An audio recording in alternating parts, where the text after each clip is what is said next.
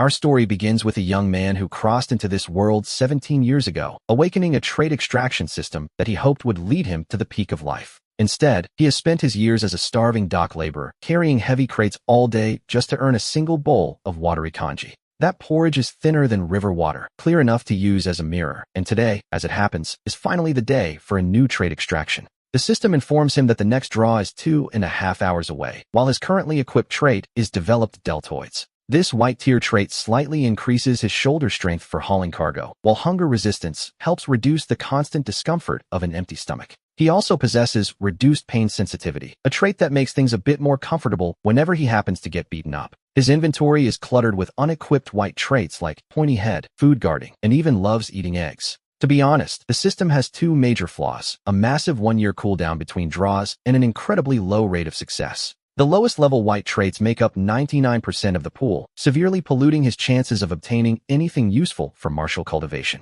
While increasing his realm would improve his odds, he lacks the natural talent required to even begin his cultivation journey. It seems he was stuck in a dead end right from the very start. When he gets into a scuffle, his pain reduction trait ensures he feels nothing, though the physical injuries remain quite real. With only 2.5 minutes left until the next draw, he pleads for just a bit of luck, knowing full well how low the probabilities are. But perhaps Murphy's Law might work in his favor for once as he reflects on the past 18 years of his life. He was born into a peasant family in Luoding village within Bayun County, and while they weren't wealthy, they were content. They had enough to eat and drink, which was decent for a feudal society, until everything changed 3 months ago. A mysterious group of attackers descended upon the village, slaughtering everyone and leaving absolutely nothing alive in their wake. He only survived thanks to a villager named Dachuan, who pulled him along as they jumped into the rushing waters of the Qing River. The current was violent, and as they struggled to stay afloat, they eventually exhausted their strength and lost consciousness as the water swept them away. They were carried downstream to Qinghe County, where, by a stroke of luck, they were rescued by a local fisherman.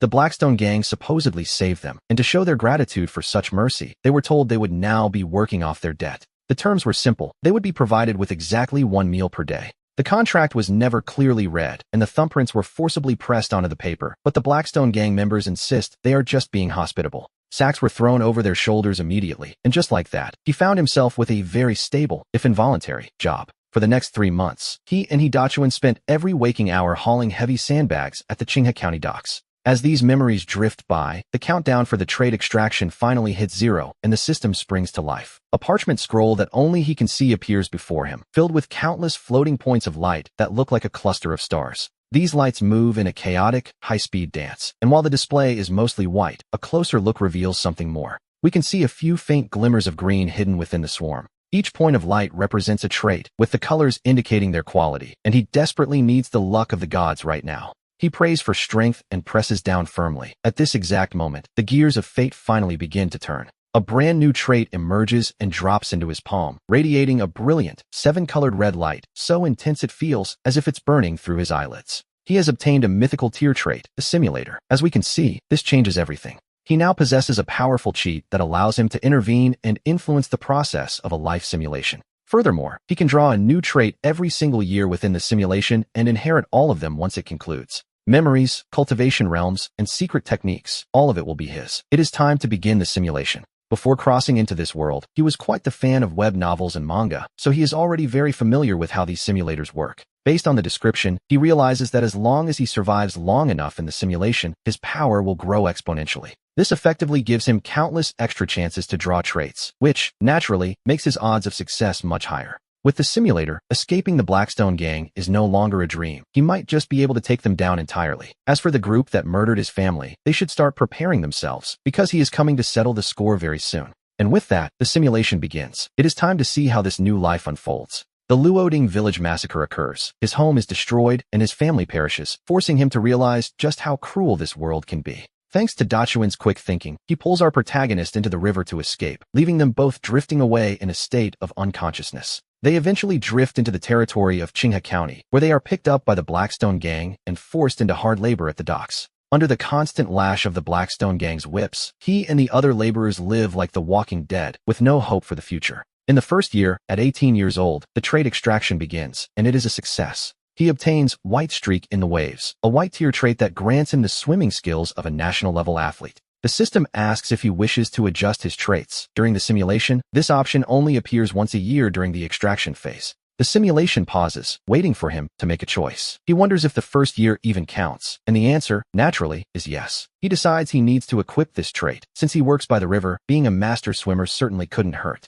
He replaces resist evil with white streak in the waves. Realizing the simulation has truly started, he feels a sudden urge to do whatever he wants. However, his current strength is still far too low, so he suppresses his inner restlessness. He knows better than to be reckless. He must survive as long as possible in the simulation to draw more traits. Meanwhile, the overseers shout that there are still 3 ships to unload. If the work isn't finished, there will be no food for 3 days. The sound of the overseer's whip makes the other laborers tremble in fear. On the surface, he pretends to be afraid, but inside he is already calculating exactly how many ways he will kill these bastards once he is strong enough. Night falls, and just as he prepares to rest, he hears the voice of the foreman, Wang Chong, calling for 3 men. Wang Chong claims there is a special job with great benefits, but our protagonist doesn't believe a word of it and pretends to be asleep. The foreman isn't fooled, telling him to stop pretending since he saw him by the river just a moment ago. With a sigh of resignation, he realizes he's been spotted, so he has no choice but to get up and walk over. Otherwise, Wang Chong would surely give him a beating before forcing him to take this so-called dream job anyway.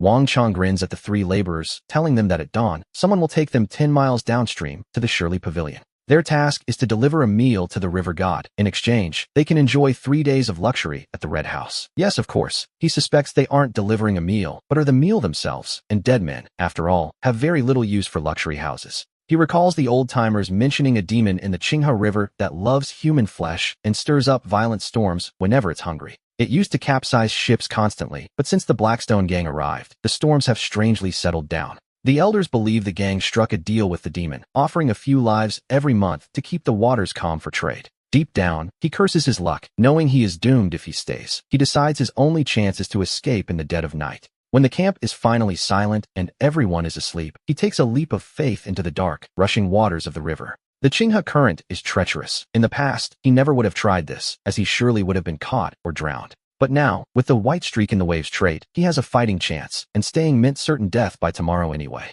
He paddles with all his might, realizing his swimming skills have improved drastically. Reaching the opposite bank now seems entirely possible. He feels a momentary surge of hope for freedom, but the sound of splashing has already alerted the Blackstone gang guards. Wang Chong snorts, mocking his speed as he orders his men onto a boat to begin the pursuit. To be honest, a boat is much faster. Just as they are about to set sail, the shoreline suddenly erupts into a massive wall of fire. A perfectly timed distraction, it seems. We see Dachuan dragging the lighting braziers from the dock onto a pile of cargo that hadn't been shipped out yet. The fire spreads instantly, forcing Wang Chong to abandon the chase and order his men to fetch water to save their precious goods. Through the flickering light of the flames, he catches a glimpse of the gang members, swearing and brandishing machetes as they swarm toward Dachuan. Blood stains the ground, and at that grim sight, he exits the simulation and looks over at the real Dachuan sitting beside him. The poor boy is currently staring at someone else's bowl of porridge, hungry and drooling. He may not be the smartest, but he is loyal to the end. He makes a silent vow. If he ever finds the strength to escape the Blackstone gang, he will certainly take Dachuan with him.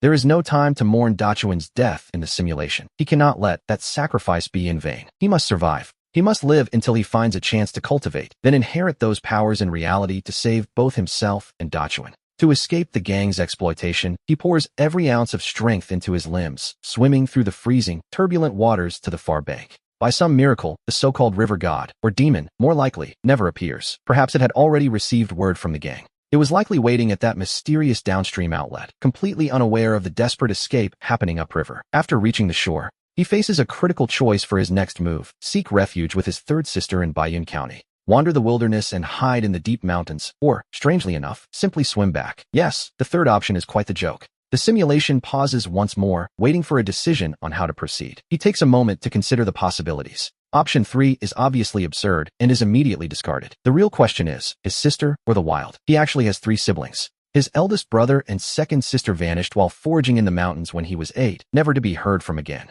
His third sister married into a family in Baiyun County when he was 15. He recalls her husband is a martial artist. If he goes to her, he might gain access to martial arts and learn how to cultivate without natural talent. He chooses the first option, and so he chooses to seek out his sister. Through the pitch-black night and biting wind, he sprints through the forest toward Baiyun County. Baiyun County sits right next to Qinghe County, and since they aren't too far apart, he knows the general direction to take. 10 days pass as he flees the Blackstone gang's pursuit, surviving on wild fruit and game while occasionally passing through small villages. He steals grain when he can, nearly getting caught by villagers who mistake him for a wild man. Just one more mountain, and he'll arrive. Suddenly, a group of figures leaps from the trees, blocking his path. I opened this mountain, a voice bellows, and I planted these trees. It's the classic opening line of a bandit encounter, and the leader, surprisingly, is a woman. She is broad-shouldered with a quadruple chin and a face full of scars. One look at her stance tells him she is a formidable expert. We know that bandits usually just want money, and since he has none, they shouldn't be too difficult, but he is quite handsome.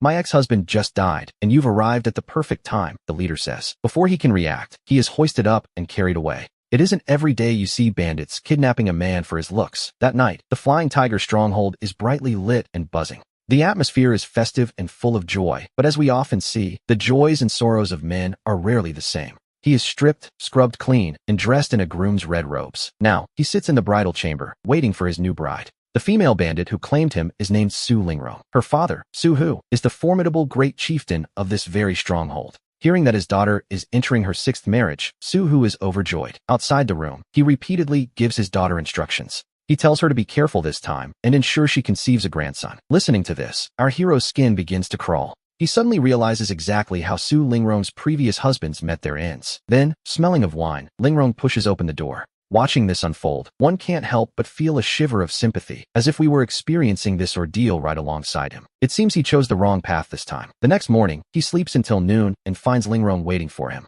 She smilingly gifts him new clothes and orders the entire camp never to bully him. The nights are an ordeal, but the days are tolerable. He eats his fill of meat and does no manual labor, spending his time basking in the sun. A comfortable life, in a way. When he mentions wanting to learn martial arts, Lingrong brings him all the stronghold's manuals and offers to teach him personally. Unfortunately, he lacks the natural bone structure for cultivation. He can only learn basic moves to keep his body fit and strong. The 2nd year of the simulation arrives. He is now 19, and it is time to draw a new trait. The draw is successful, dance trainee. He is now skilled at singing and dancing. The system asks if he wishes to adjust his traits. He decides to replace developed deltoids with dance trainee. It's another useless trait, to be perfectly honest. But he tells himself that as long as he lives long enough, he will eventually draw something useful. We reach his 3rd year at the camp. He looks remarkably refreshed. Though he hasn't mastered martial arts, he continues to exercise, both by choice and by force. His physique has certainly improved. He isn't quite at a dancer's level yet, but he is much sturdier than an average man. And if he weren't sturdy,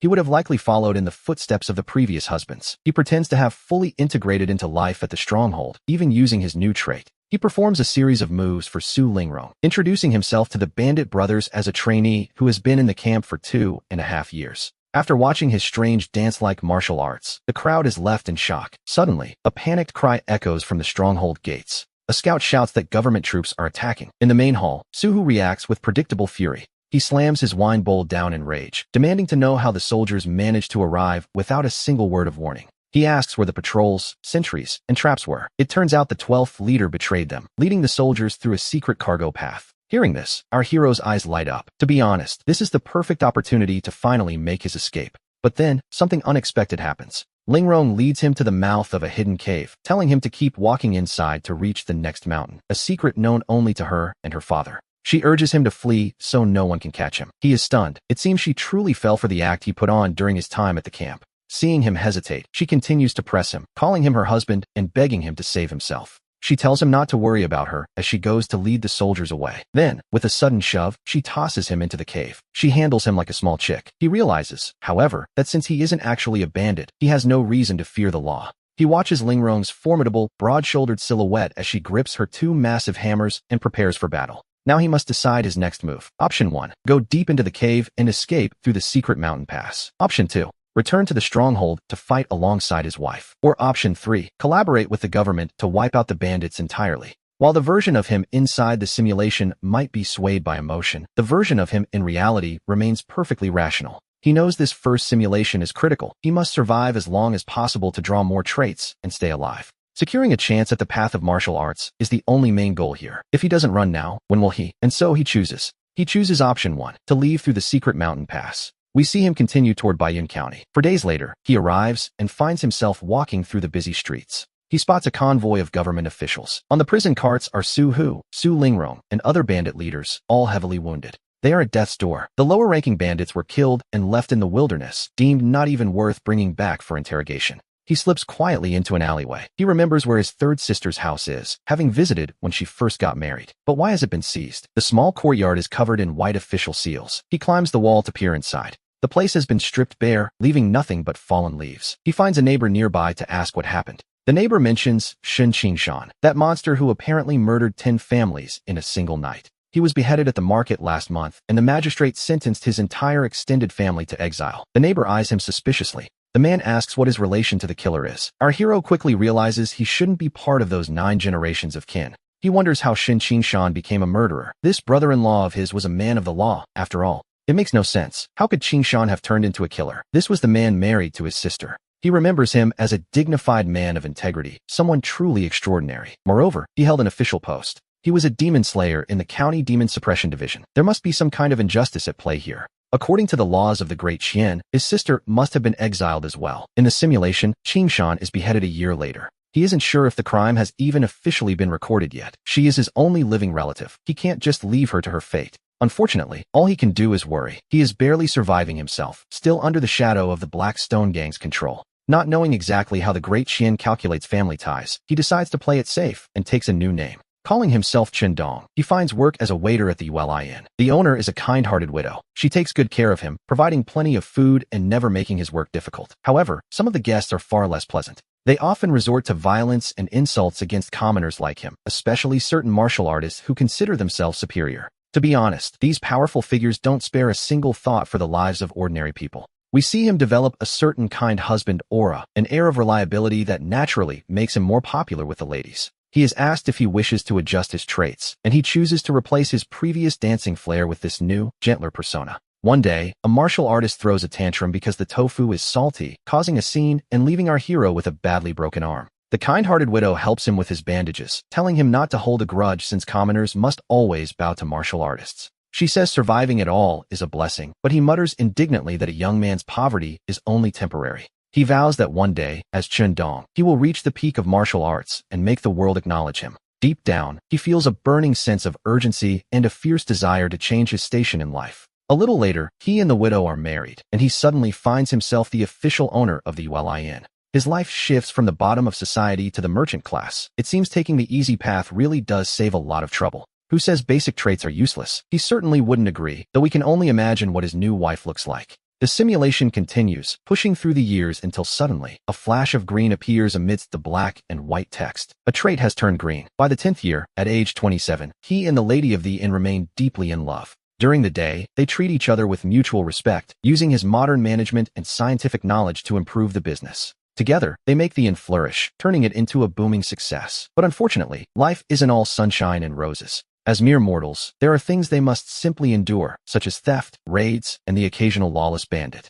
They deal with martial artists who refuse to pay and heavy government taxes, yet compared to most, their lives are quite good. The only real regret in their peaceful life is that they have not yet been blessed with any children. His wife often sighs, wishing for a child, and spends her free time sitting by her needlework, lost in thought. She often sits in a daze, clutching the tiny tiger-headed shoes she stitched together, one careful needle at a time. By the 11th year, at age 28, it is time for another trait draw. The draw is a success. The older, the luckier. This law begins to take effect once he reaches the age of 60. Every 10 years, he is guaranteed a rare trait, and the chances for higher-tier rewards will slightly increase during those draws. After years of common white traits, he finally lands a green one. To be honest, if we look at the actual probabilities, this was an incredibly lucky pull, considering the chance for a rare trait is currently only 0.9%. He can wait until he is 60 to equip it, and a guaranteed rare isn't bad at all. In the simulation that follows, we see just how difficult it is to live as a mere mortal in a world plagued by rogue martial artists, demons, and constant war.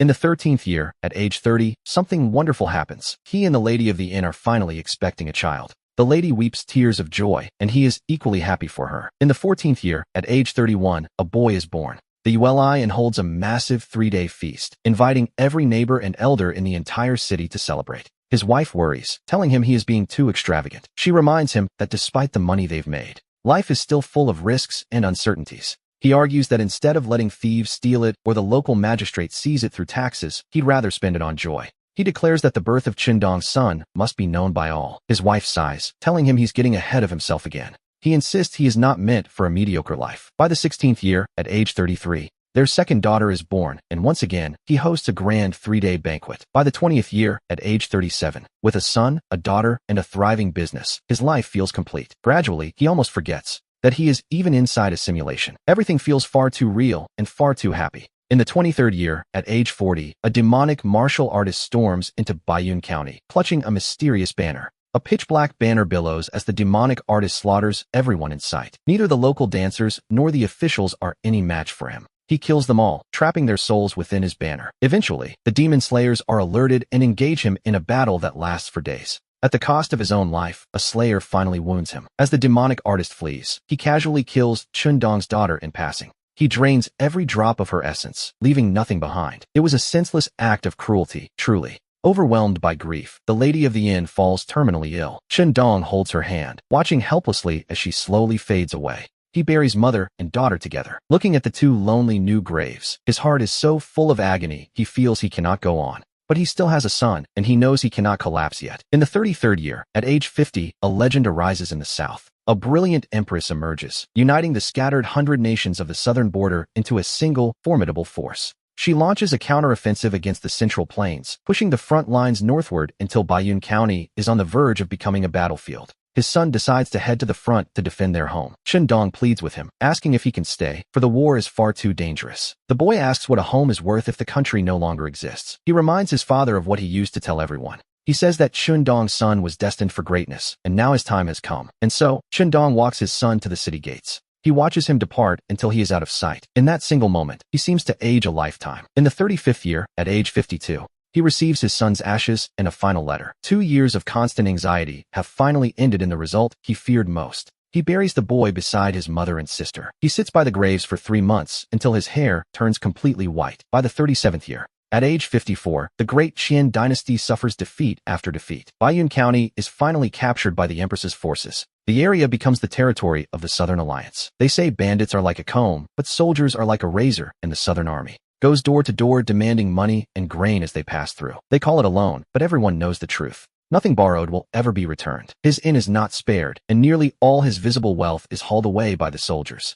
Fortunately, his wife had once told him she hid some silver under the old tree at home. By using it sparingly, he manages to survive. After Bayun County suffered through this disaster, everyone was left destitute. Business at the inn became harder with each passing day. By the 40th year, at age 57, a tiger demon emerged from the wilderness. It stormed into the county, causing absolute chaos and destruction wherever it went. We see crowds scattering in panic as houses collapse. The demon slayers mobilized their entire force, engaging the beast right there in the heart of the city. It was a desperate, bloody struggle. Whether the tiger demon was actually killed remains unclear, but during the fierce battle with the slayers, his 3-story inn, his most valuable asset, was smashed into complete ruins. To see his life's work destroyed so casually was a bitter pill to swallow. Naturally, he wanted an explanation and sought compensation from the demon slayers. But before he could even see which way the gates opened, he was struck down and thrown to the ground. Realizing there was nothing left for him, he chose to leave the city and build a small thatched hut. He settled right beside the graves of his family. Without any martial talent or root bone, all he could do was wait in silence. He hoped the system would finally grant him a talent trait. In the 42nd year, at age 59, the draw for a new trait begins. Unfortunately, the trait drawn this year is once again useless. Outside the simulator, we can't help but feel the weight of his struggle. A long sigh escapes as the tragedies within the simulation reveal just how cruel this world can be. It is a sobering realization, truly. The Matchmaker's Nebula trait is equipped as he nears 60. This life has been far too bitter, but he must hold on and not collapse. Perhaps the dawn of victory will arrive tomorrow. We return to the simulation, where he lives in that thatched hut outside the city walls. He works the fields and grows vegetables by day. After sunset, he speaks to his family's graves before falling into a deep sleep under the moonlight. Though lonely, he has found a brief moment of peace. In the 43rd year, at age 60, the trait extraction begins once more. The pity system of the Matchmaker's Nebula is finally triggered, and the draw is a guaranteed success. At long last, something changes. He obtains a low-grade root bone, a green tier trait. With this, the old man finally has the chance to turn his luck around. When asked to adjust the trait, he selects yes. Instantly, a warm current surges through his entire body, revitalizing his aging frame. He hasn't forgotten his mission in this simulation. Taking all his savings, he travels to the city's Benlay Martial Arts Hall. The instructor, Neo Dayton, stands with his hands behind his back in his training gear. He looks at the old man with an amused, skeptical expression. Learning martial arts at 60? The instructor asks. Well, at 60, one is arguably in the prime of their struggle. He simply pours a pile of silver coins before Neo Daiden, stating he has the money and they need only teach him. Taking on a disciple old enough to be his own father is a massive challenge for Neo Daiden, but then again, the old man is paying far too much to refuse. Martial arts is the cultivation of three energies: blood, spirit, and essence. Just as one eats a meal bite by bite, these energies are mastered one by one, starting with external techniques. Practicing these external arts strengthens the blood chi, which in turn increases one's strength, speed, and physical durability. Once he feels a warm current in his dantian, it means his blood chi has finally surpassed the limits of ordinary mortals. That energy can then be stored. While the uninitiated call this internal power, true martial artists know better.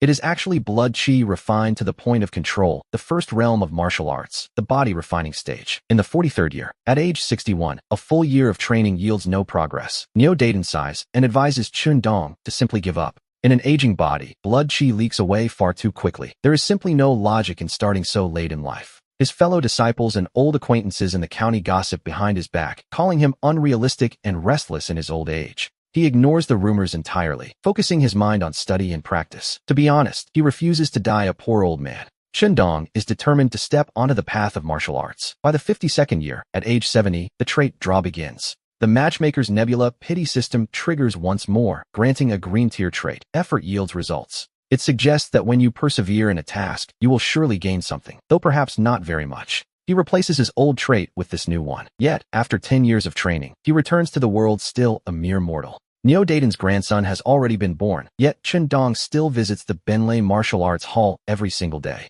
Unlike the others who study various techniques and spar, he practices in isolation, focusing on a single external art. He practices the reckless bull technique. After 10 years, his blood chi has improved, but he still hasn't reached the standard of a true martial artist. In the beginning, Neo Daiden was happy to take his tuition fees, but eventually, he stopped charging him, out of respect for the elderly, of course. Listen up, apprentices. Look closely at this man, the instructor calls out. He began his martial arts journey at the age of 60. Now, at 70 years old, he has still failed to truly enter the path of martial arts. This is our protagonist, Chun Dong. Neo Daiden's son, Neo Yuqian, is now the head of the Benlei Martial Arts Hall. He is primarily responsible for recruiting, and today, he is using Chun Dong as a cautionary tale to motivate a new batch of students. What can we learn from Old Man Chun? He asks. Exactly. Regardless of whether you succeed in your cultivation or not, you must take that first step. Even if you end up like him, still stuck in the same spot at 70, at least you won't regret having tried. Just as he says this, Chun Dong suddenly feels a warm current in his dantian. He has finally reached the body refining stage.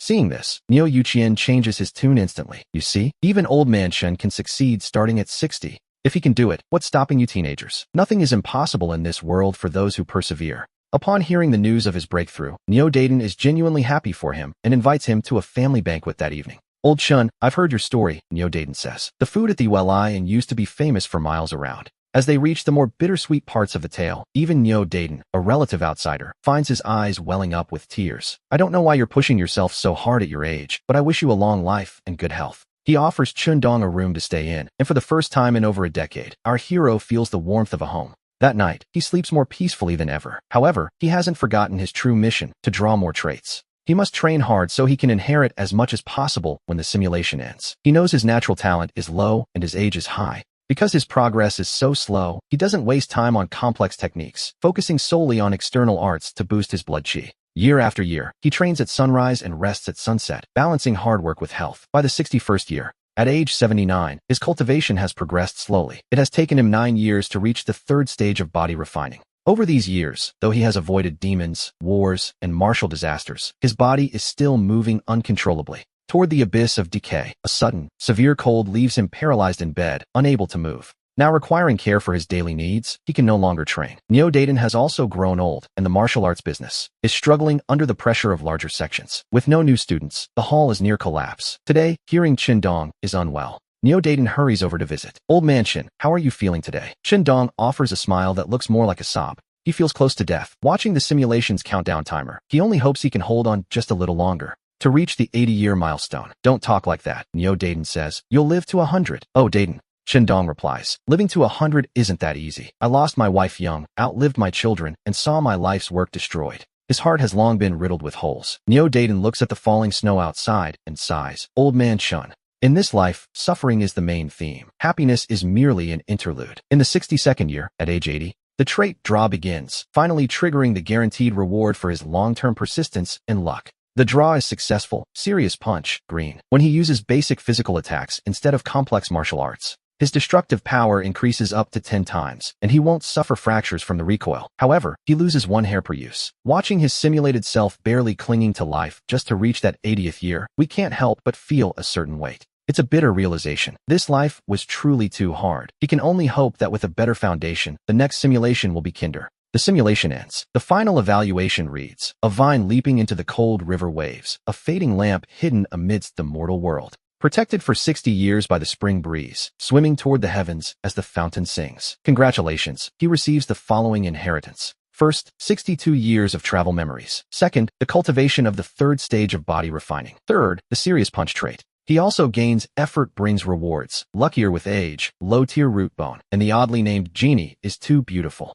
along with little white streak in the waves, totaling 62 traits. Finally, he inherits his grandfather Meng Nyojing's basic skills. The rewards arrive instantly. Deep down, he feels a sudden, warm current surging within his dantian. His entire body is liberated from exhaustion and hardship, as if he now possesses inexhaustible strength. His very spirit, it seems, has reached new heights. He is ready for the Black Tiger Gang, having stepped into the body refining stage. His available trait slots have increased to 5. After a moment's thought, he equips low-tier root bone and serious punch. He adds effort brings rewards and super pain tolerance. System, he asks, when does the next simulation begin? The simulation is on cooldown with 1 year remaining. However, he can complete a guide mission to gain an immediate entry. The mission, if you can't beat them, join them. He must reveal his martial cultivation to infiltrate the Blackstone Gang. The rewards are tempting, an extra simulation, a premium trait draw, and a low-tier spiritual item. The Flame Iron Heavy Sword. Mythical traits are truly a cheat code, aren't they? By securing a new simulation, he can also pick up some extra rewards. The cooldown is simply too long to wait, and the mission's objectives align perfectly with his current situation. There are martial artists in the Blackstone Gang. If he were to flee now, they would surely pursue him by boat. Unless he abandons Dachuan, he might not escape. Better to pretend to join them. Then find the right moment to take Dachuan and leave. His mind made up, he suddenly slams his old porcelain bowl against the ground. Steamed buns and watery porridge every day aren't enough to sustain a scholar, let alone a laborer. The surrounding workers are stunned, their eyes wide with disbelief. They wonder if Chun-Yi has finally lost his mind. Does he want to be whipped to death? Being new, he clearly doesn't understand the cruelty of the Black Tiger Gang. The overseer approaches, whip in hand. The chatter of the laborers has caught his attention. Chun-Yi, he barks, what do you think you're doing? Before he can finish, Dachuan slams his bowl down as well. Dachuan, and what are you doing? Dachuan simply grins and says he doesn't know why he did it. He just really felt like smashing a bowl. The overseer sends him sprawling with a single lash. A fool indeed. The overseer curses, but to Chun-Yi, the movement seems to happen in slow motion. He reaches out and catches the whip. With a sharp tug, he snatches it away. Shocked and enraged by this sudden defiance, the overseer bellows for him to return it. Chun-Yi scoffs at the man's arrogance. The overseer is hardly a king. He simply turns the whip around and strikes back. The power of a 3rd stage body refiner explodes in that single blow, sending the overseer flying straight into the Qinghai waters. The head foreman, Wang Chong, watches this with a cold sneer. He admits Chun-Yi has some skill, but he isn't impressed. He decides it's time to teach the boy a lesson in discipline. With a confident air, he settles into a fighting stance. We see the blood chi floating around Wang Chong, marking him as a mere 1st stage refiner. And in this world, every stage matters. Since each level doubles the strength of the previous one, Chun-Yi feels no fear at all. To be honest, he's barely trying. Realizing he is outmatched, Wang Chong shouts desperately, reminding Chun-Yi that this is Blackstone Gang territory, a classic bully's tactic. He tries to intimidate him with the name of their leader, the Black Crab Iron Claw. But Chun-Yi is tired of the talk. He delivers a resounding slap to silence the man's arrogance. Then, he follows it up with another backhanded strike for good measure. He punishes him for the meager rations they were forced to eat. Wang Chong begins to wail, begging for mercy through his tears.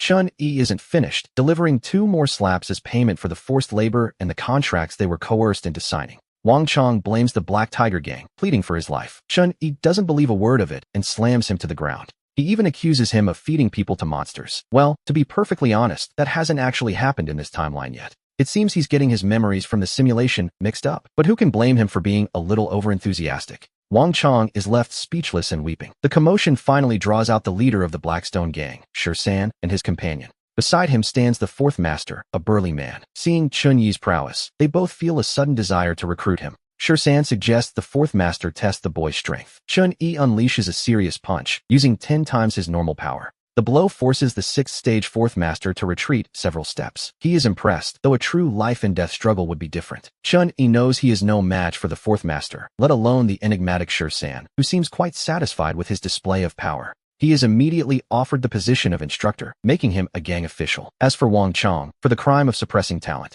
he is unceremoniously tossed into the Qinghai River to feed the fish. That evening, the Blackstone gang holds a banquet in Chun-Yi's honor. During the festivities, a gang member rushes in to report to Shur-san that tomorrow is the 15th time to feed the river god. Shur-san tells the 4th master to pick some laborers from the docks, specifically mentioning a certain fool who eats too much and must go. Hearing this, Chun-Yi freezes. The plot has shifted, and now it's Chun's turn to be sacrificed. He tells the leader that the boy is his fellow townsman. He argues that the boy is clumsy and offers to take any task himself instead, but Shur-san simply frowns at the suggestion. Shur-san insists the fool is perfect for this particular job and tells Chun-Yi to focus on being an instructor. To be honest, the matter is settled. Seeing that Shur-san's mind is made up, Chun-Yi says no more. After a few drinks, he feigns intoxication and takes his leave. Once back in his room with the door locked, he opens the system interface to find his guidance mission is finally complete. As a reward, he receives the Salt Iron Heavy Sword, a fine addition to his growing arsenal, one might say. With the simulator's cooldown refreshed, the system asks if he would like to begin a new simulation. Naturally, he agrees. And so, the simulation begins. We see the familiar glow of the interface as the new path unfolds before him.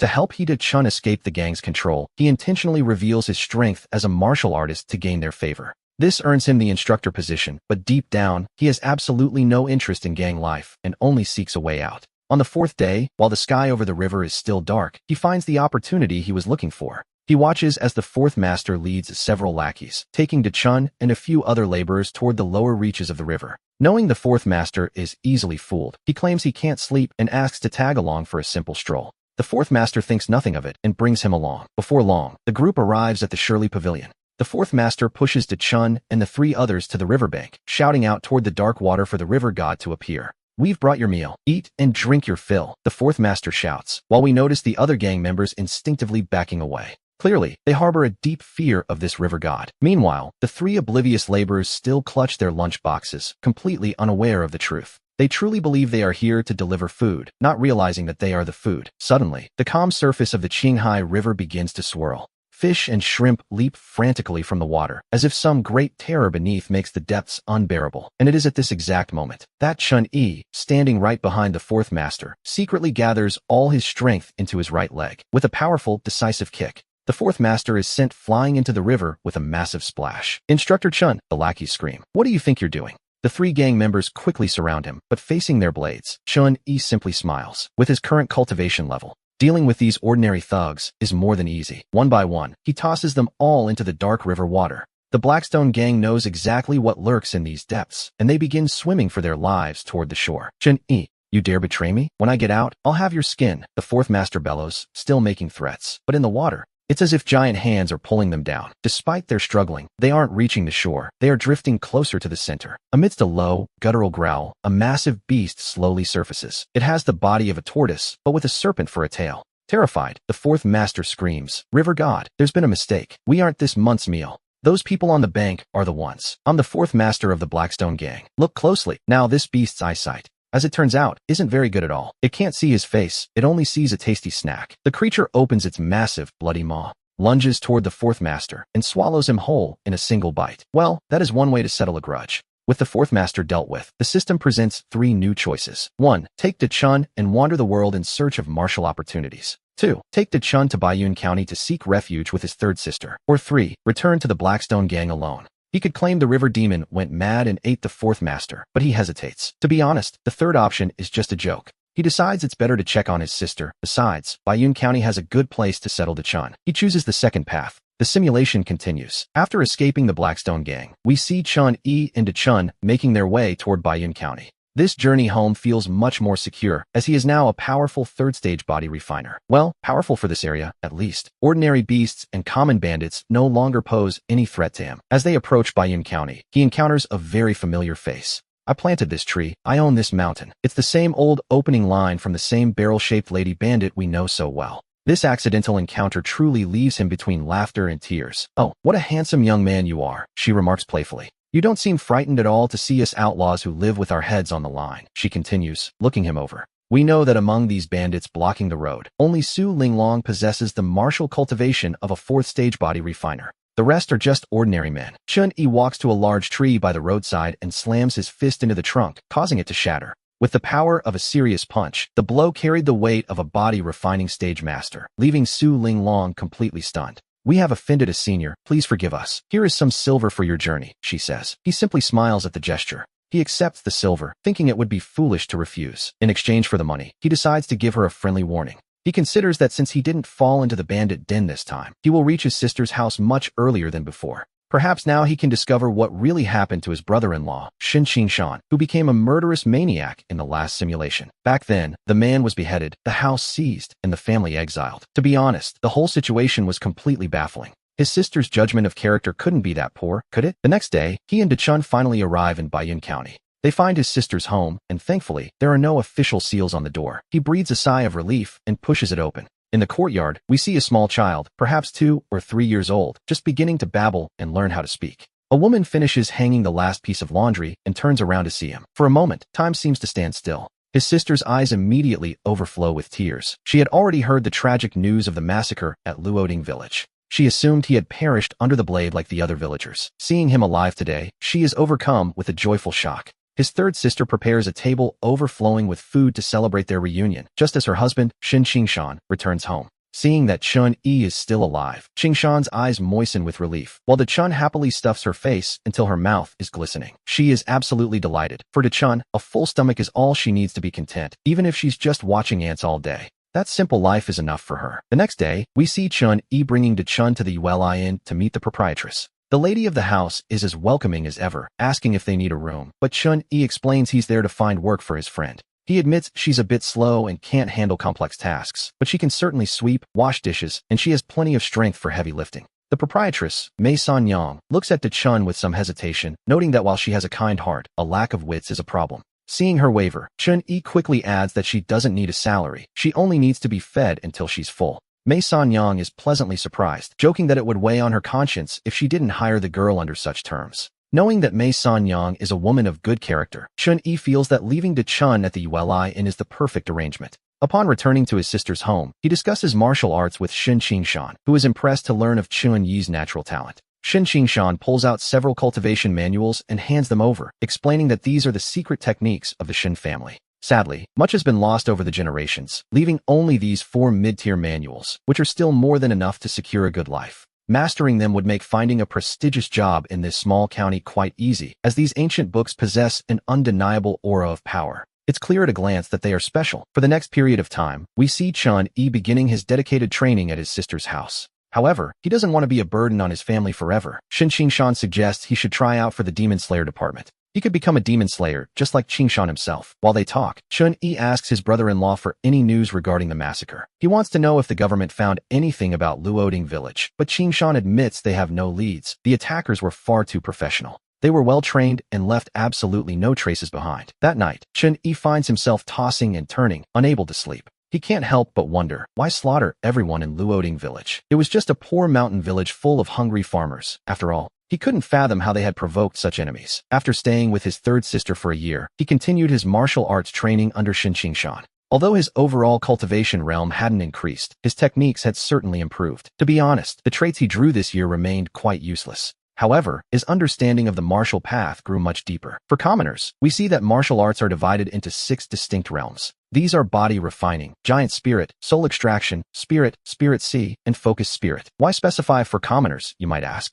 Because any realm beyond focus spirit has nothing to do with ordinary people. Reaching that level is already a feat for the elite. One would have to be a 1 in a million talent to get there. As for the quality of cultivation manuals, they are categorized into 5 tiers. These range from low, mid, and high tier up to the legendary Earth and Heaven tiers. As for those last 2, Earth and Heaven manuals, one might as well pretend they don't exist. They are treated as strategic resources, guarded like crown jewels by the powerful. They are firmly controlled by the imperial family and the top martial sections. In the second year, at age 19, thanks to Shin Qingshan's introduction, Chun-Yi participated in the selection trials for the Demon Slayer department in Baiyun County. Among the crowd of aspiring warriors, his cultivation level was essentially at the very bottom. However, he possessed his serious punch. During the sparring matches, his opponents were consistently overwhelmed by him. He successfully entered the department, becoming a demon slayer with a stable income. However, a regular demon slayer has no official rank. It's more like being a contract worker. One must reach the rank of demon historian, like Qing Shan, to be officially listed in the government registry as a formal official. Chun-Yi was assigned to Shin Qingshan's own demon-slaying squad.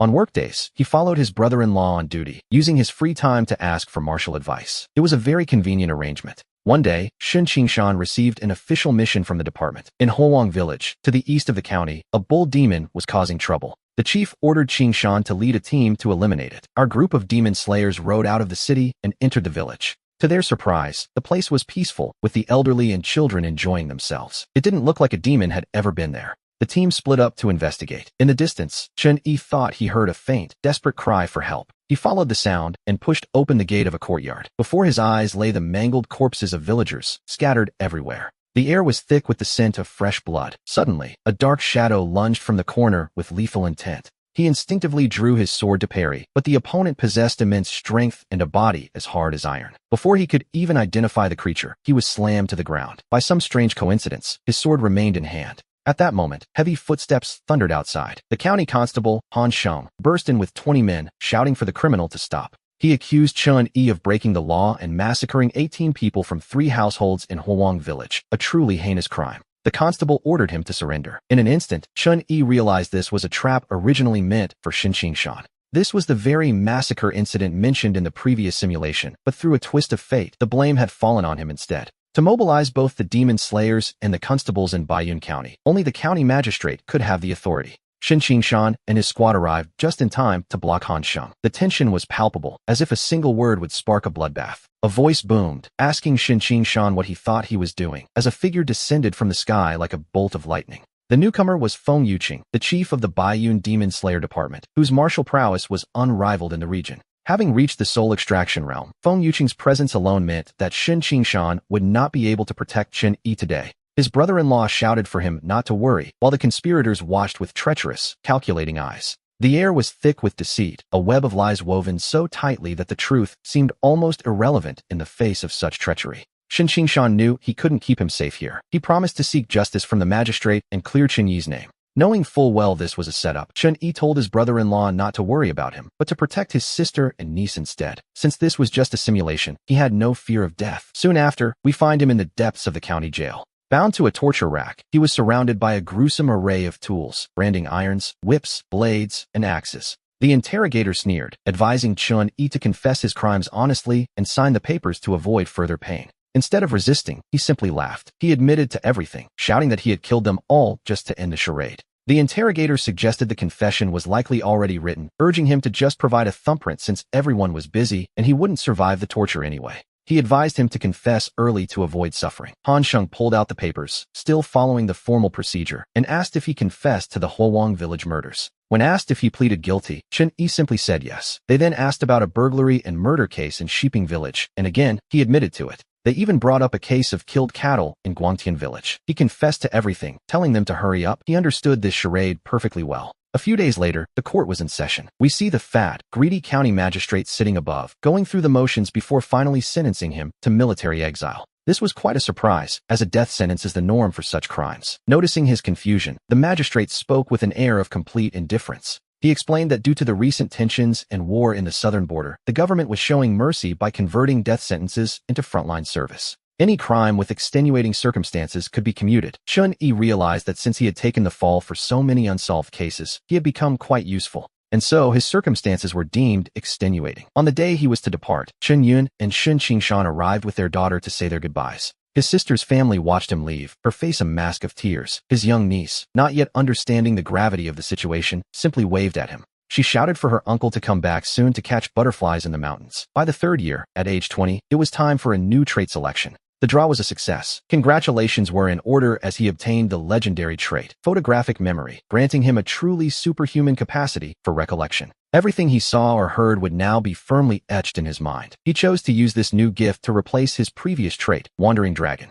He felt a twinge of regret for not experiencing that power, but duty called. 3 months later, he was escorted to the Southern Border Army. As a convict soldier, he was assigned to the labor camp. The dozen or so soldiers in his tent were all criminals serving out their sentences just like him. They were a rough, unruly bunch, the kind of men who abandoned all discipline the moment the officers turned their backs. An old veteran named Lao Lu was the leader of this particular group. Seeing a newcomer arrive, he prepared to show Chun-Yi exactly who was in charge. He asked what the new guy was in for. When Chun-Yi calmly replied, murdering over 100 people, Lao Lu could only let out a skeptical scoff. He casually rifled through the luggage and found the official sentencing documents. After reading the contents, his attitude shifted instantly as he scrambled to his feet. Without saying another word, he began tidying up Chun-Yi's bed, making sure every corner was perfectly tucked in. It seems a reputation for mass murder carries some weight. Lao Lu even offered him an extra blanket for the night. The poor fellow whose blanket was forcibly taken could only offer a bitter, helpless smile. When the man asked how he was supposed to sleep, Lao Lu snapped that he was no longer the boss. From today on, there was only one leader in this tent, and that leader was Chun-Yi. By the 5th year, at age 22, he had fully adapted to the rigors of military life, practicing his martial arts whenever he found a spare moment.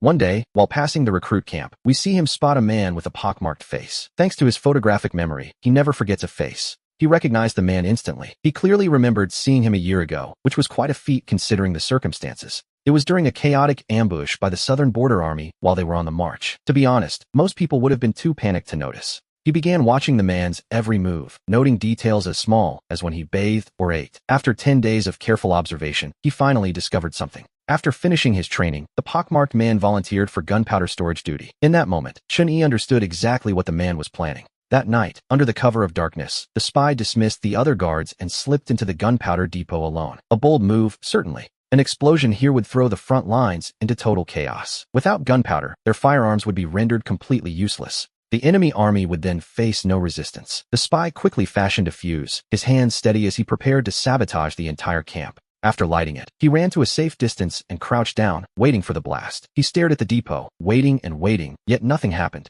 Suddenly, a soft chuckle drifted through the air. A voice asked if he was wondering why the explosion was taking so long. Before the spy could even react, Chun-Yi shouted for the guards to seize the traitor. Lao Lu and the others immediately lunged forward. Inside the command tent, General Sun Qingjin was both surprised and pleased that a group of convict laborers had actually caught a spy. Sun Qingjin looked them over, though his voice held a hint of regret. He told them that while they had performed a great service, he couldn't officially credit them. He explained that because they were criminals sent there for their misdeeds, the law of the Great Qian forbade them from receiving official merit. Lao Lu dropped to his knees immediately. He pleaded with the general, claiming that many of them had been framed by corrupt officials back home. He spoke of how those local magistrates would seize property and hand out random sentences, preying on the poor who had no power to resist. The general cut him off, stating he wasn't their local magistrate and had no obligation to hear their grievances. A harsh reality, but a reality nonetheless. As Sun Qingjin's voice rose, the pressure inside the command tent seemed to drop, leaving everyone present too terrified to even breathe.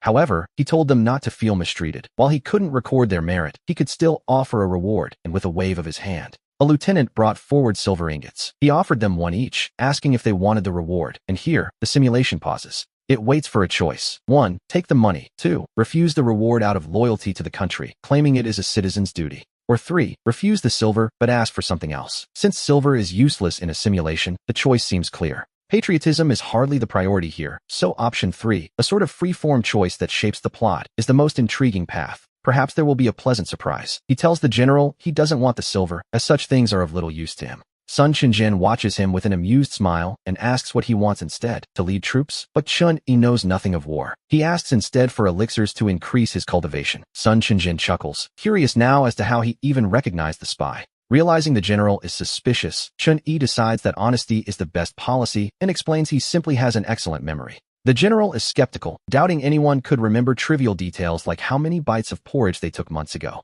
Chun-Yi answers immediately, 19 bites. He then proceeds to describe, with startling accuracy, the smallest details of the past. He even recalls the exact number of cloud patterns on the old clothes Sun Qingjin wore a year ago, finally proving his extraordinary gift. Delighted by this discovery of a natural genius, the general claps him on the shoulder and hands him an official appointment. From that day on, he is part of the military staff. Though his merits can't be recorded, his service will be compensated differently. Every bit of effort will be traded for the elixirs and spirit stones he desires. It is an arrangement he accepts with great pleasure. With a steady supply of resources to aid his cultivation, he is satisfied, even though the military-grade elixirs are of lower quality. They contain toxins that a normal martial artist couldn't purge, but while others see him consuming them recklessly, they don't know his secret. When the simulation ends, he only inherits the cultivation level, not the toxins. And so, in the days that follow, he thrives within the army. His photographic memory makes him an invaluable asset, turning him into the camp's most sought-after man.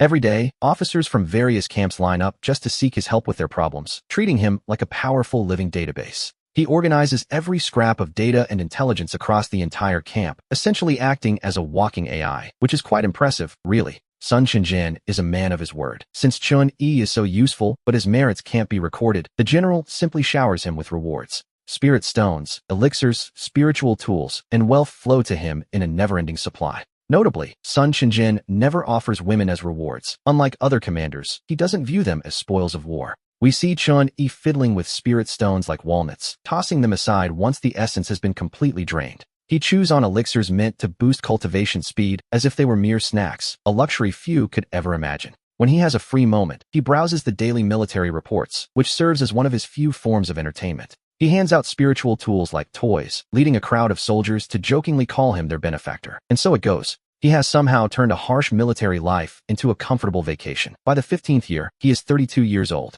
A decade has passed in the blink of an eye, and while he remains in the army, his magnetic bar system continues to function steadily. They are all useless white bars, but thanks to the massive amount of elixirs and stones, his cultivation has soared like a rocket. He has reached the peak of the 9th stage of body refining, standing right at the threshold of the next realm. However, that final step, he has been trying to break through for over 2 years without success. Meanwhile, the southern border's Great Shur Kingdom has been attacking relentlessly. Each assault is more violent than the last. Now, Sun Qingjin and his remaining 20,000 troops find themselves in a dire situation. They are besieged by the Great Shur Kingdom's barbarian elephant army in a small fortress city, protected only by high walls and deep moats. It is a strong defensive position with plenty of supplies. Inside the general's manor, the officers are gathered in full armor. They surround a sand table to discuss the war. Vice General Zhang, the most hot-headed of the group, repeatedly asks for permission to fight. He complains that the barbarians are insulting them outside the gates and offers a military pledge to win. Hearing this, Chen-Yi frowns. The enemy's elephant cavalry carry 15-meter-long spears and ride 6-meter-tall beasts, even though there are only a few hundred of them.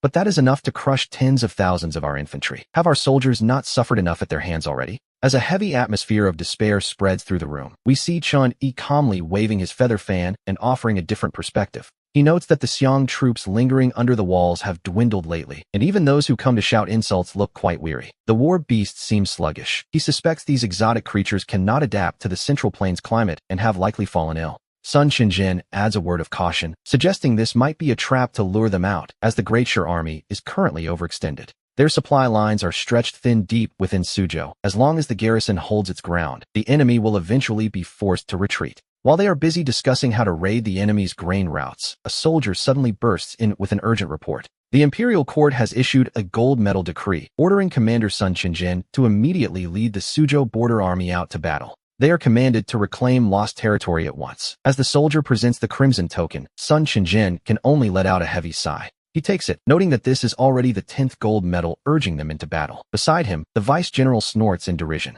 He wonders what the emperor is thinking, demanding they fight while sending absolutely no reinforcements. Sun Qingjin sighs again, looking weary. Corrupt officials are clouding the emperor's judgment. His Majesty likely believes the loss of Suzhou cities was due to the border army's cowardice. Once again, Sun Qingjin chooses to disobey the imperial order. He is caught in a painful dilemma. He wishes to be a loyal subject, but he cannot simply watch his brothers-in-arms march to their deaths, though he is a powerful martial artist in his prime. Strands of white hair have begun to creep across his head. This agonizing stalemate finally comes to an end 2 months later. An imperial envoy arrives at the pass. Interestingly, when the besieging enemy heard the envoy was coming to force Sun Qingjin to fight, they actually used a grand sedan chair to carry him straight to the gates. After the envoy enters the pass, things get tense. The defenders, knowing exactly why he's here, treat him with cold indifference, which infuriates the official, who claims the enemy has better manners. That very day, the envoy reads the imperial edict. If Sun Qingjin does not march out now, the entire border army will be charged with treason.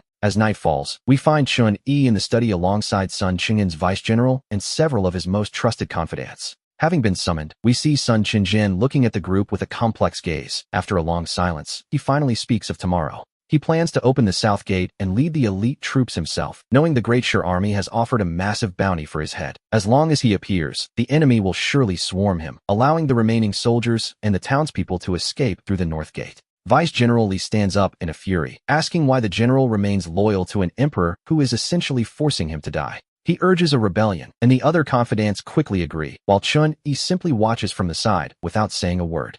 Sun Qingjin turns to him, asking why he is silent. Chen Yi can only offer a bitter smile, knowing the general's stubborn nature. He knows the general would rather die than be a traitor, but he suggests there is no need to march towards certain death. He hints there are other paths, perhaps involving the imperial envoy, but Sun Qingjin waves his hand to cut him off immediately. The general's mind is made up. Some things must be done, even if they seem impossible. That night, Chen Yi's thoughts are racing. Unable to sleep, he gazes at the moon, marveling at how real this world feels as he looks out toward the enemy camp. The Great Sure Army is resting, preparing for tomorrow's final battle. Even the usually violent war elephants are eerily quiet tonight. They are silently gathering their strength, and Chun Yi realizes just how much he admires a man like Sun Qingjin. The general has maintained iron discipline and brilliant tactics, leading a border army that received absolutely no reinforcements from the capital. At the cost of 80,000 lives, they held back 1 million invaders and took over 300,000 enemy heads. Quite a feat. But tomorrow marks the final moment for this heroic commander, and with that thought, sleep becomes an impossible luxury. The next day, the south gate swings wide. Sun Qingjin appears in full general's armor, wielding a massive spear while mounted on a fierce red stallion. With 800 elite guards behind him, he shouts to the invaders that he is here to fight whoever dares to face him. He demands they spare the civilians in the city, and then, without a second thought, he charges forward into the fray. His guards follow close behind as they crash into the enemy lines. As a high-level martial artist, he faces the vast army with ease. He carves through the ranks like a god of war reborn, but soon, several powerful figures emerge from the enemy's side to meet him. As Sun Qingjin clashes with several martial artists of his own rank, the sheer force of their colliding techniques creates a devastating shockwave. The residual power sweeps in all directions with such intensity that ordinary soldiers find it impossible to even draw near the battlefield. Taking advantage of the weakened defense at the north gate, 20,000 soldiers strip off their armor and change into common civilian clothes. Blending in with the townspeople, they follow Sun Qingjin's final orders to evacuate through the north gate. Once outside, a soldier asks a question. He asks Chun Yi what the next step is now that they have escaped, unaware that the general's plan was much simpler than they imagined. There is no next step, only survival. Chun Yi remains silent, and in that heavy quiet, the soldiers slowly begin to realize the truth. A soldier named Li Ergu laughs bitterly, marveling at the fact that a great general is currently sacrificing his life to act as their shield. The sentiment shifts instantly. If the general won't leave, they won't either. They tell the civilians to keep running while they reach for their weapons. The soldiers choose to turn back. Even as their commanders shout reprimands and draw their execution swords to enforce the retreat, no one listens. Eventually, even those commanders are swept up in the emotion and join the charge back into the fray. The Suzhou border army lives and dies together. Their passion ignites something in Chun Yi as well. He tosses aside his fan and draws his sword, decided that some things are worth the sacrifice. But just as he prepares to charge back into the battle, he is intercepted by 2 captains, the personal guards of Sun Qingjin himself. Without a word, they grab him. It seems the general anticipated this and ordered them to forcibly remove the strategist if he tried anything reckless. These 2 captains are powerful spirit realm experts. They carry Chun Yi away like a helpless child, effectively extinguishing his heroic fire before it could start. Half a day later, after traveling over 30 miles, the sound of a familiar laugh reaches his ears. He looks up to see his old friend, Lao Lu. We move to the 16th year. Chun Yi is now 33 years old, and it is time once again to draw a new destiny trait. The draw is successful, Spider Sense. This Jade Tier trait causes his hair to stand on end and his skin to crawl whenever danger is near. He decides to adjust his traits, choosing to replace his old, hard work trait with this new, life-saving Spider Sense. Relying on this newfound intuition to perceive threats before they strike, he and Lao Lu spend their days hiding and dodging the enemy. They narrowly manage to escape the battlefield with their lives, but the Suzhou border army, his former comrades, has been completely wiped out. We see that with no civilians left to protect and Sun Qingjin finally fallen, the Dashi army faces no more obstacles as they drive deep into the territory. They swiftly conquer 31 cities in Suzhou. Witnessing this devastation, Chun Yi feels a profound grief, yet he remains utterly powerless to stop it. He can only continue his own path of martial arts, and since Lao Lu has nowhere else to go, he chooses to follow along into the 17th year. Now 34 years old and searching for a martial arts sect, the 2 of them decide to take a detour to visit Lao Lu's old hometown. Staring at the crumbling ruins of his family home, Lao Lu learns that shortly after he was conscripted as the only able-bodied man, tragedy struck. His parents were preyed upon and left with nothing, and his younger sister was sold to a brothel, dying only a few years later. On that day, the usually carefree and shiftless Lao Lu vanished for 3 days. Knowing his friend was drowning in sorrow, Chun Yi chose not to disturb him. While waiting in a nearby town to gather information, he sits in a tea house, listening to the local scholars and poets discuss the state of the world. It seems the fatuous emperor of Dakian still believes Sun Qingjin is alive, hiding somewhere to avoid battle, and has even issued a nationwide arrest warrant. He has ordered the Dragon Guard to hunt down a dead man, even as news of the Dashi kingdom seizing Suzhou spreads across the land. Seeing the chaos, the various nations of the southern border have begun mobilizing their armies, eager to claim a piece of the fertile Central Plains. Sensing the impending disaster, the imperial court decides to marry off Princess Baiwa, renowned for her beauty and martial talent, to the king of Dashi. To be honest, sacrificing a princess and ceding more of Suzhou's land just to stabilize the situation seems like a desperate move at best. The tea house owner, a man of strong character, is so infuriated by the court's humiliating surrender of national sovereignty that he begins to mourn openly. He offers free meals to everyone as the sound of weeping fills the tea house. Chun-Yi sighs, realizing that the great Dakian Empire is truly broken. Like a shattered bowl, the nation is falling apart, leaving us to wonder where Chun-Yi will go in this era of wandering and instability. Option 1. Gather a following and start a rebellion. With his extraordinary skills, he could certainly carve out a legacy for himself. Option 2. Continue searching for a martial arts sect while traveling the world. Option 3. Find a quiet place to farm and settle down. Deep down, he knows that with his current strength, rebellion is just a death sentence, so he immediately rules out the first option. While the third option is safer for a long life, the second option might just give him the chance to obtain the legendary giant spirit pill. He chooses the second path, and so the simulation continues. He no longer concerns himself with the crumbling Dakian state. His only goal now is to live as long as he possibly can. He hopes to gather more traits and find a sect willing to offer him the legendary giant spirit pill. Then, early one morning, Lao Lu finally returns after 3 days, looking as though he has aged 20 years in a single weekend. Together, they resume their journey. We see them traveling across the Central Plains, visiting various martial arts sections. Deep down, he knows the major sects will never accept a man in his 30s. Especially one who hasn't even reached the giant spirit realm yet. Instead, he targets smaller startup sects that are desperate for manpower and still have a few resources left. By the 18th year, at age 35, he has knocked on many doors, only to have every single one of them slammed in his face. After being kicked out yet again, rather rudely, we might add, he brushes the dust from his robes and trudges down the mountain, looking quite defeated. At the foot of the mountain lies a small village, but as they draw near, the heavy, metallic scent of blood fills the air. Upon entering, they find that every single villager has been slaughtered, their bodies left scattered in the dirt. It is a hauntingly familiar sight. Just yesterday, the village had been peaceful when they stopped to rest. This is the 4th time this year he has stumbled upon such a massacre. It is almost as if a professional band of killers is shadowing them, leaving a trail of corpses wherever they choose to walk. Curiously, his spider sense never once warned him of danger. Lao Lu, visibly trembling, reaches out to his friend. He tugs at Chun-Yi's sleeve, whispering that they should leave before the killers return. Chun-Yi quietly agrees, and they slip away into the shadows. He wonders what kind of world this is, where the common folk are given no room to breathe. After all, his own family was lost to a similar mystery. Looking at the carnage, he can't help but feel a pang of shared grief. He begins to wonder if the monsters who destroyed Luoding village are the very same ones responsible for the blood on the ground today. We move forward to the 23rd year, when Chun-Yi is now 40. He still hasn't given up on finding a master, though with every passing year, the chances of a sect welcoming an aging student grow slim. To make matters worse, the side effects of the many pills he consumed in the army are starting to catch up with him. The toxins trapped in his body have begun to sap his vitality, leaving him with a persistent, hollow cough that he cannot shake. He decides to settle near Baiyun County to open a martial arts hall, hoping to pass on the techniques he learned from the general's elite guards. We see them arrive at the Linfeng Pavilion, where the gates stand wide open in a heavy silence, and that all-too-familiar scent of blood wafts through the air.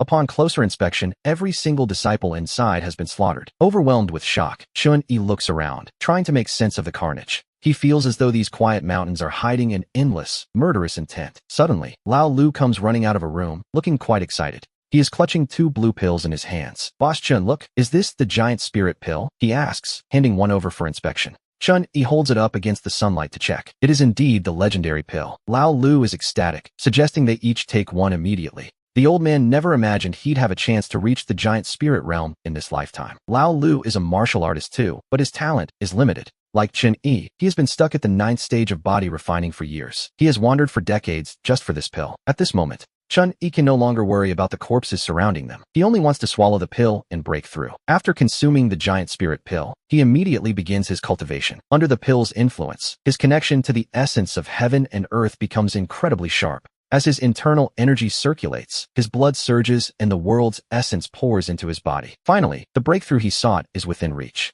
Even the leader of the small Blackstone gang is only at the 9th stage. Once he inherits this power, he tells himself he can go wherever he pleases. He could come and go as he likes, even through the thick of battle. The end of the Blackstone gang is near, and so the simulation continues. After 2 simulations totaling 100 years, he successfully reaches the giant spirit realm. The probability of drawing high-quality traits has now increased. He can now equip 2 additional traits. After the breakthrough, his racing mind slowly begins to cool down and find its focus. And that is when he suddenly realizes there is a glaring problem. Lao Lu, how did you recognize the giant spirit pill? This should be your first time seeing one. Lao Lu remains still, eyes closed in meditation. The feeling of unease grows. Lao Lu, I never told you what those pills look like. Under the weight of his questioning, Lao Lu suddenly snaps his eyes open. In that instant, the spider sense screams a warning, and the hair on the back of Chun Yi's neck stands up. A cold shiver runs down his spine as he takes several steps back. Lao Lu's lips curl into a strange, inexplicable smile. I didn't recognize the pill, the old man says, pointing to the corpses scattered across the floor, but I could always ask them. And finally, he understands.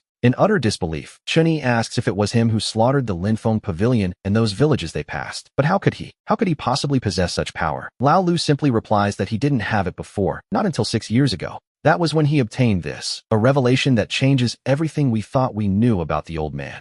A truly eerie black mist begins to emanate from Lao Lu's body, and a banner billowing with dark smoke appears behind him. It is the 10,000 soul banner. We recall the first simulation where, in this same year, a demonic practitioner appeared in Baiyun County. That practitioner had slaughtered the town and even caused the death of Chun Yi's daughter. To be honest, the truth is far worse than imagined. He never would have guessed that the monster was Lao Lu, who now gently strokes the banner with a terrifying affection. With an expression of pure obsession, he notes that even Boss Chun recognizes this treasure. Its reputation, it seems, precedes it. Thinking of the slaughtered villages along their journey, Chun-Yi demands to know why. Those villagers had no grudge against him. Lao Lu couldn't care less, his eyes gleaming with a bloodthirsty light. As long as he feeds the banner, it rewards him. The banner feeds back into his cultivation. Despite his poor talent, he reached the soul-breaking realm in just 6 short years. Lao Lu stops hiding his power, and the aura of the soul-breaking realm is fully revealed. It is a suffocating display of strength. The pressure makes it hard for Chun-Yi to breathe. He can only manage a bitter smile, telling the old man to look at his own face.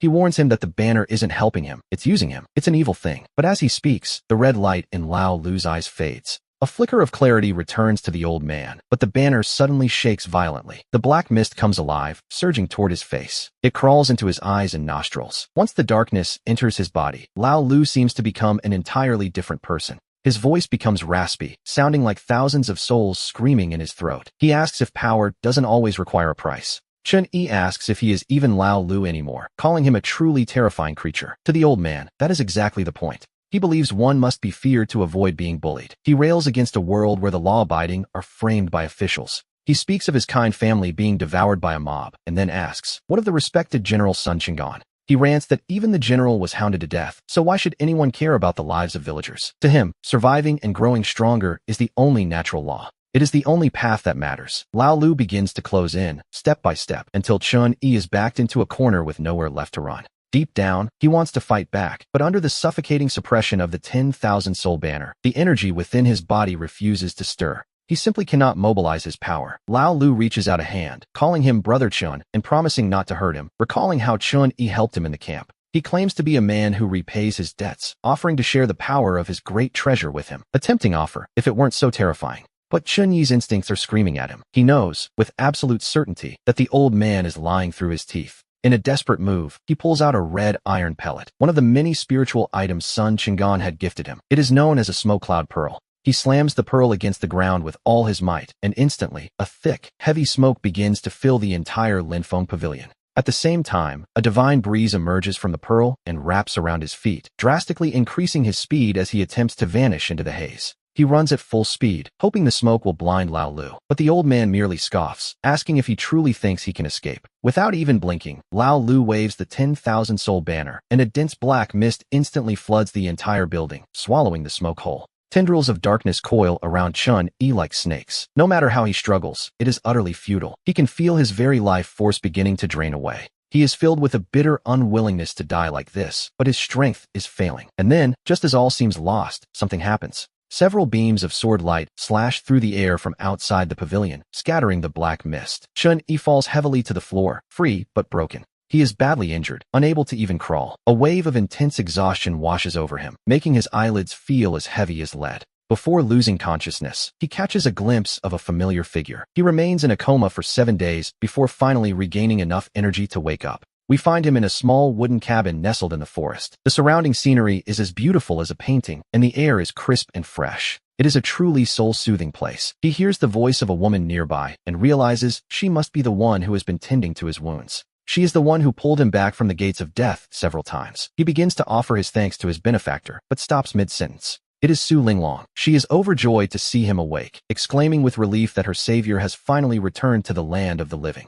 At this point, Chun-Yi is utterly bewildered, wondering why on earth she is calling him her benefactor. Su Linglong begins to explain her side of the story. She recounts her experiences over the years, starting back when she was abandoned in Baiyun County and their paths first crossed. For some reason, he knew things. He knew her name and even warned her to watch out for the second-in-command of Flying Tiger Fortress. It was a warning Su Linglong took to heart. She remained vigilant and eventually discovered that the second-in-command was indeed a traitor, secretly conspiring with the government. Unfortunately, there was a problem. Her father, Su Hu, was far too stubborn. No matter how much she tried to convince him, he simply refused to believe his lieutenant would ever betray the stronghold. When the government troops finally arrived to wipe them out, Su Linglong was the only one prepared. She had already positioned herself outside the main camp. She managed to escape through a secret passage and eventually made her way to Sanjiang County. Later, she was discovered by the local Qingkong sect. They realized she possessed a mid-tier spiritual root and took her in as a disciple. 7 days ago, the situation changed again. All the sects in Sanjiang joined forces to hunt down the demon Lao Lu, and they happened to rescue him. She feels her debt is finally repaid.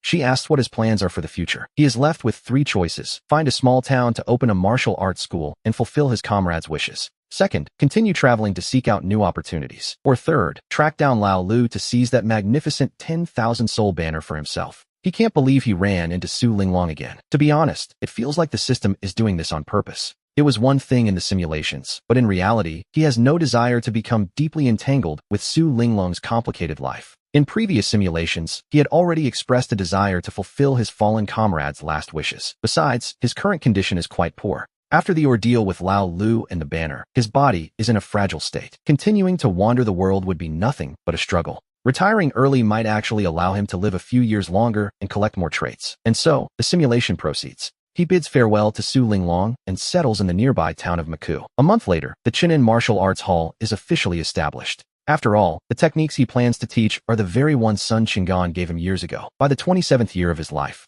at 44 years old, he teaches without holding anything back. Because his fees are low, many students come from far and wide to learn from him. The school is thriving. One day, while taking a stroll through the streets, he spots 2 filthy beggars in the distance. Taking a closer look, we see that one of the beggars, a chubby fellow with wide-set eyes, is clearly none other than his old friend Dachuan.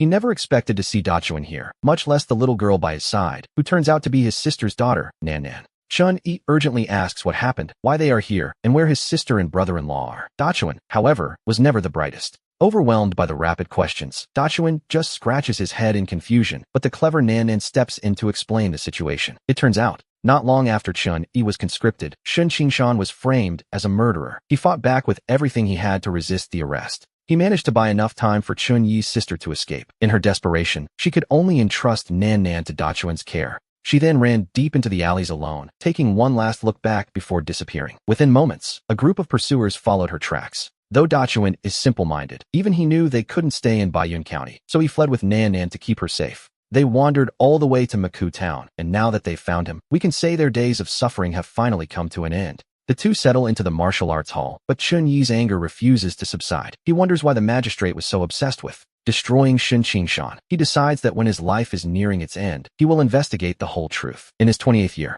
at 45 years old, he draws a new trait, success. He gains demonic aura detection, a green tier ability that makes supernatural traces visible. Wherever a demon passes, it must leave a trail, and now that aura is visualized before his eyes. In his 29th year, at age 46, he prepares to draw another trait from the system. The draw is a success. The sea grows bitter with age. This means his cultivation speed, physical strength, and blood energy will not decline as his body ages. Instead, the older he gets, the faster he cultivates, up to 5 times faster. Another great pull, and an epic one at that. Because of his previous ordeal with the 10,000 soul banner, he is aging much faster than a normal person. He already meets the conditions for this new trait, so he uses it to replace Serious Punch. It was a wise trade, to be honest. Dachuan and his niece have lived here for over 2 years now. Dachuan helps with chores every day, doing whatever small tasks he can manage. Nan, meanwhile, practices martial arts alongside the other apprentices. To his surprise, he discovers she possesses a high-tier spiritual root. We see him contact Su Linglong to recommend Nan to the Qingtang sect, hoping she might achieve greatness in martial arts. Before she leaves,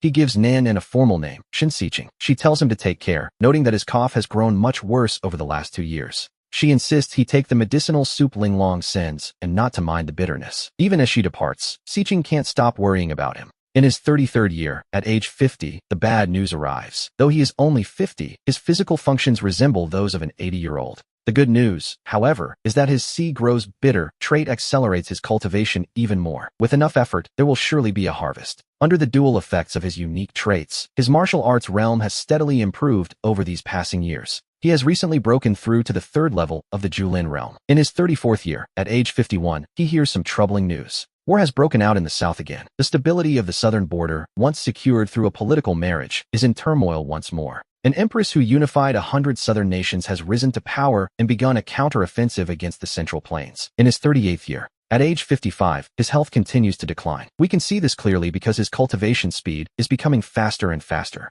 He has already reached the 5th level. The maximum boost from his seed grows bitter trait, ironically enough, triggers when he is closest to death. Knowing his time is short, he decides it is time to return to Baiyun County and demand an explanation. He brings back Serious Punch, replacing his effort-based trait. With Serious Punch, when he uses no weapons or skills, only basic attacks, his power is something else entirely. His strength increases tenfold. He then replaces his photographic memory with the Badminton Master trait. Yes, a strange choice, perhaps. This trait doubles the strength of his right arm, or his left, if he were a southpaw. The next day, he arrives back in Baiyun County. Beneath the surface of peace, dark shadows are swirling. Thanks to his demonic aura detection, the hidden evil is now visible to his eyes. He discovers that Baiyun County is drifting with demonic energy everywhere. He wonders what the local Demon Slayer division is actually doing. Are they simply allowing monsters to enter the city? As he approaches the magistrate's office, his killing intent immediately draws the guard's attention. But these ordinary men are no match for a master of his caliber. This is the first stop on his final path of reckoning.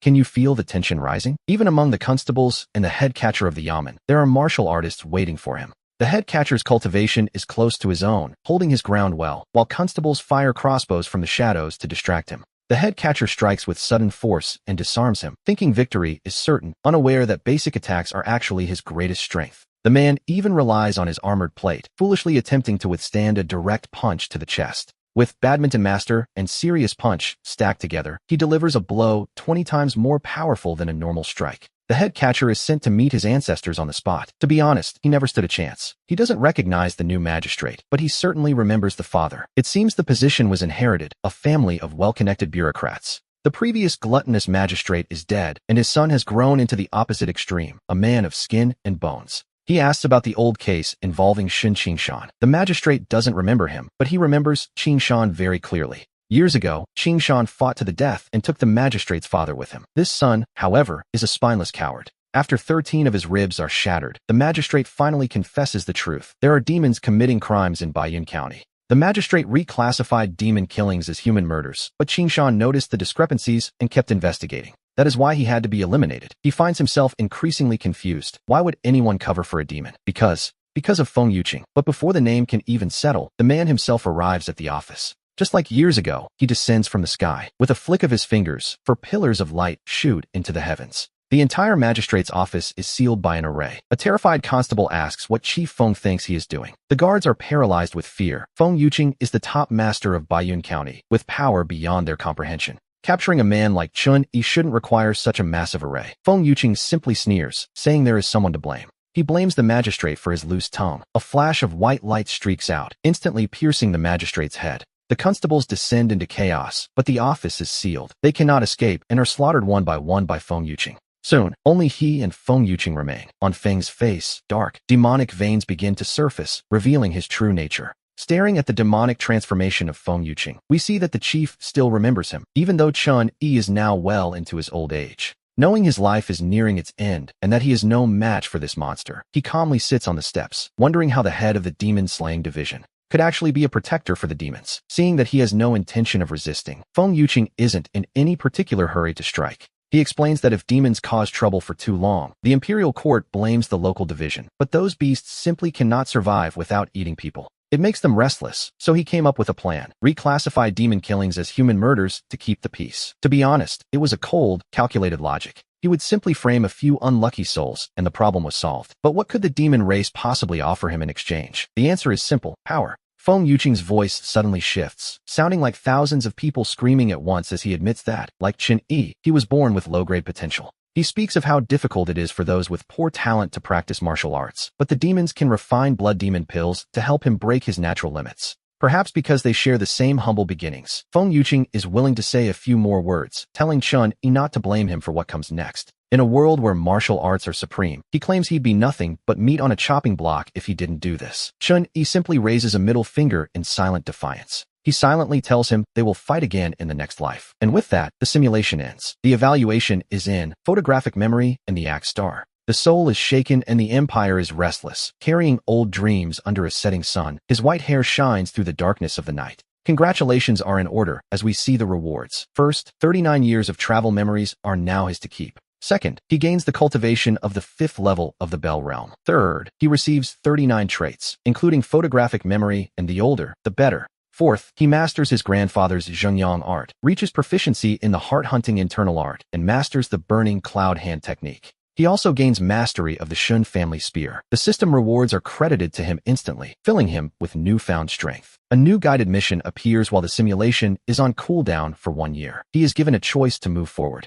By completing the following guided mission, he can directly earn another simulation opportunity. The task is to leave the Blackstone gang. He must take the Chun back to his old home in Baiyun County. The rewards include 1 additional simulation attempt. He will also receive 1 high-quality trait draw and 10 shadow spirit pills. It seems our journey is taking us back to where it all began. A knock sounds at the door as a voice calls out, asking instructor Chun to join the brothers for a late-night snack. When told it's authentic tinea beef noodles, he simply replies that he doesn't eat beef. A strange preference, perhaps. The massive commotion soon draws the attention of nearby patrolling guards, who rush over to see what's happening. The excuse given is absurd: it's the beef. Apparently, he just really doesn't like beef. Dismissing the nonsense, he tells the guards not to panic, claiming the man was a spy and leading them toward the warehouse. He claims he interrogated the spy and learned of accomplices already inside the warehouse, planning to steal all the silver today. Upon hearing the money might be stolen, the patrol captain becomes frantic. After all, if the silver vanishes, no one gets paid next month. By the time the group reaches the warehouse, they find the doors wide open with a dozen gang members hauling boxes outside.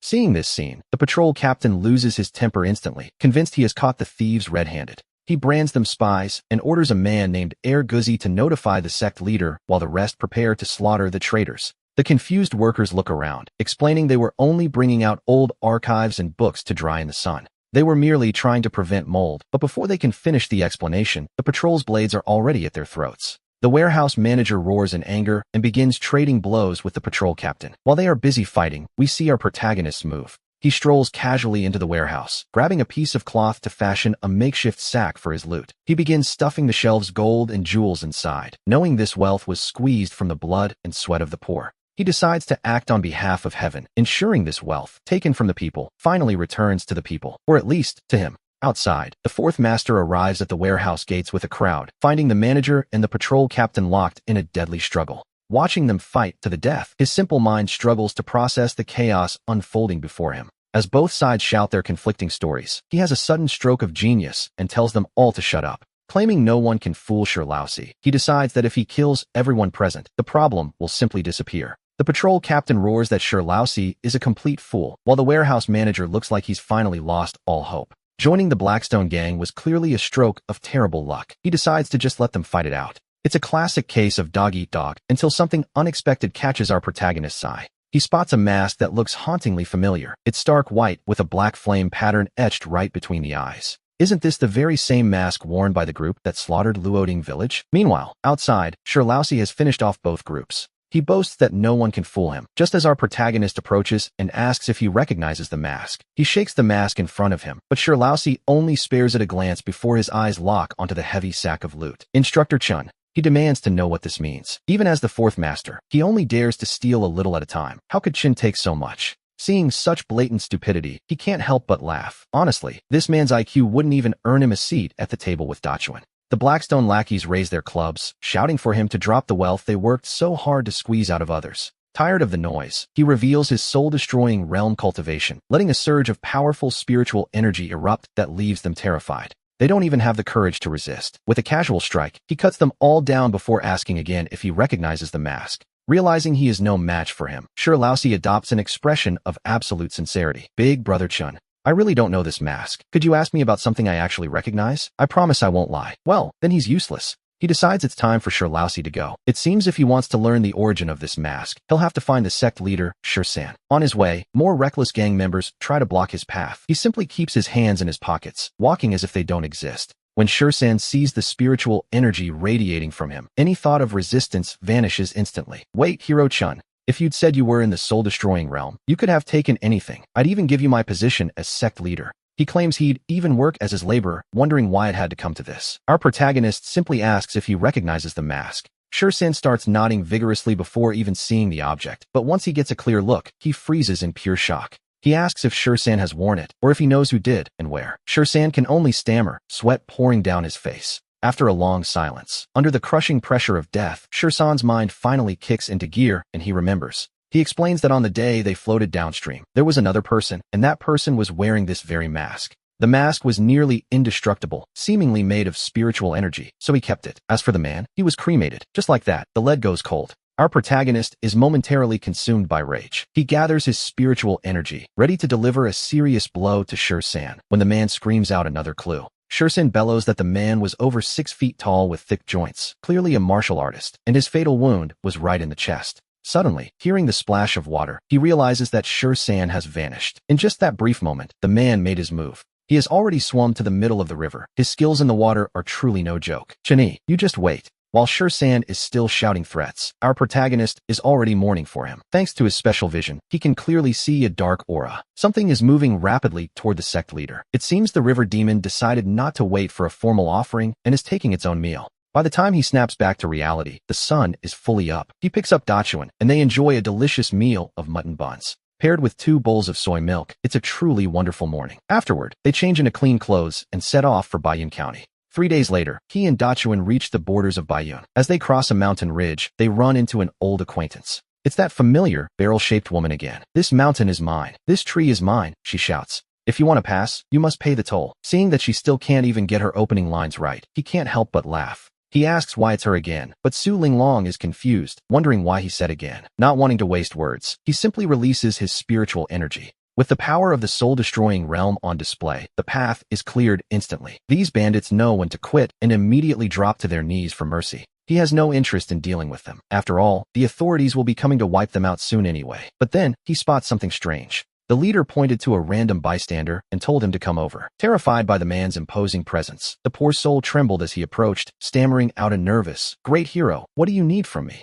The leader simply asked why there was red in his hair. It was a strange sight indeed. The man's hair was mostly black, but those odd streaks of red were impossible to ignore. It turns out there was a single tuft of red hair right in the middle. The man explained he was once a disciple of the Qixin sect, practicing a technique called New Fire. Apparently, the deeper one's mastery of this technique, the more red hair appears on their head. He had heard that the sect elders had reached full completion. Each of them supposedly sports a full head of flowing red hair. Qixin sect then? Finally, we have a lead. Out of gratitude for this information, he decides to be helpful. He informs the bandits that their second-in-command is actually a traitor before continuing the journey with Dachuan. Soon, they arrive in Bayun County. Our first stop is the Yueli Inn. According to the intel from his simulation, this is the perfect place to settle Dachuan. Seeing a customer, the landlady greets them warmly. She invites them in with a flourish, asking if they are there for a meal or a room. To be honest, her enthusiasm is quite professional. He requests a room and orders 8 dishes and 2 buckets of rice per meal. Knowing Dachuan's appetite, he simply orders extra from the start. As she leads them upstairs, he can't help but ask the landlady if she feels like they have met somewhere before. The landlady covers her mouth and laughs heartily, asking if he says that to every woman he meets. She jokes that she isn't into younger men. He laughs it off and lets the matter drop. It seems the simulation was just a simulation, not some sort of parallel timeline after all. Once Dachuan is settled, he makes his way to his third sister's house. It is time for a long overdue reunion. The moment they see each other, his sister weeps with joy. That evening, Shun Qingshan returns, bringing the finest wine from the county to celebrate. They toast to his survival against all odds. Later that night, while staying at his sister's house, he sits on his bed and prepares for the next step. He circulates his spiritual energy to clear the alcohol from his system. The quest is complete, and he is rewarded with 10 spirit-inducing pills. We wait a moment as the system processes the reward. The spirit-inducing pills have been successfully delivered. Opening the bottle, a refreshing fragrance immediately fills the room. As the saying goes, anything produced by the system is bound to be high quality. Now, it is time for the random draw of a high-quality trait. We watch as the system cycles through the possibilities. Success. He has pulled a purple epic trait, treasure hunting nose. The good news is that his nose is now quite special.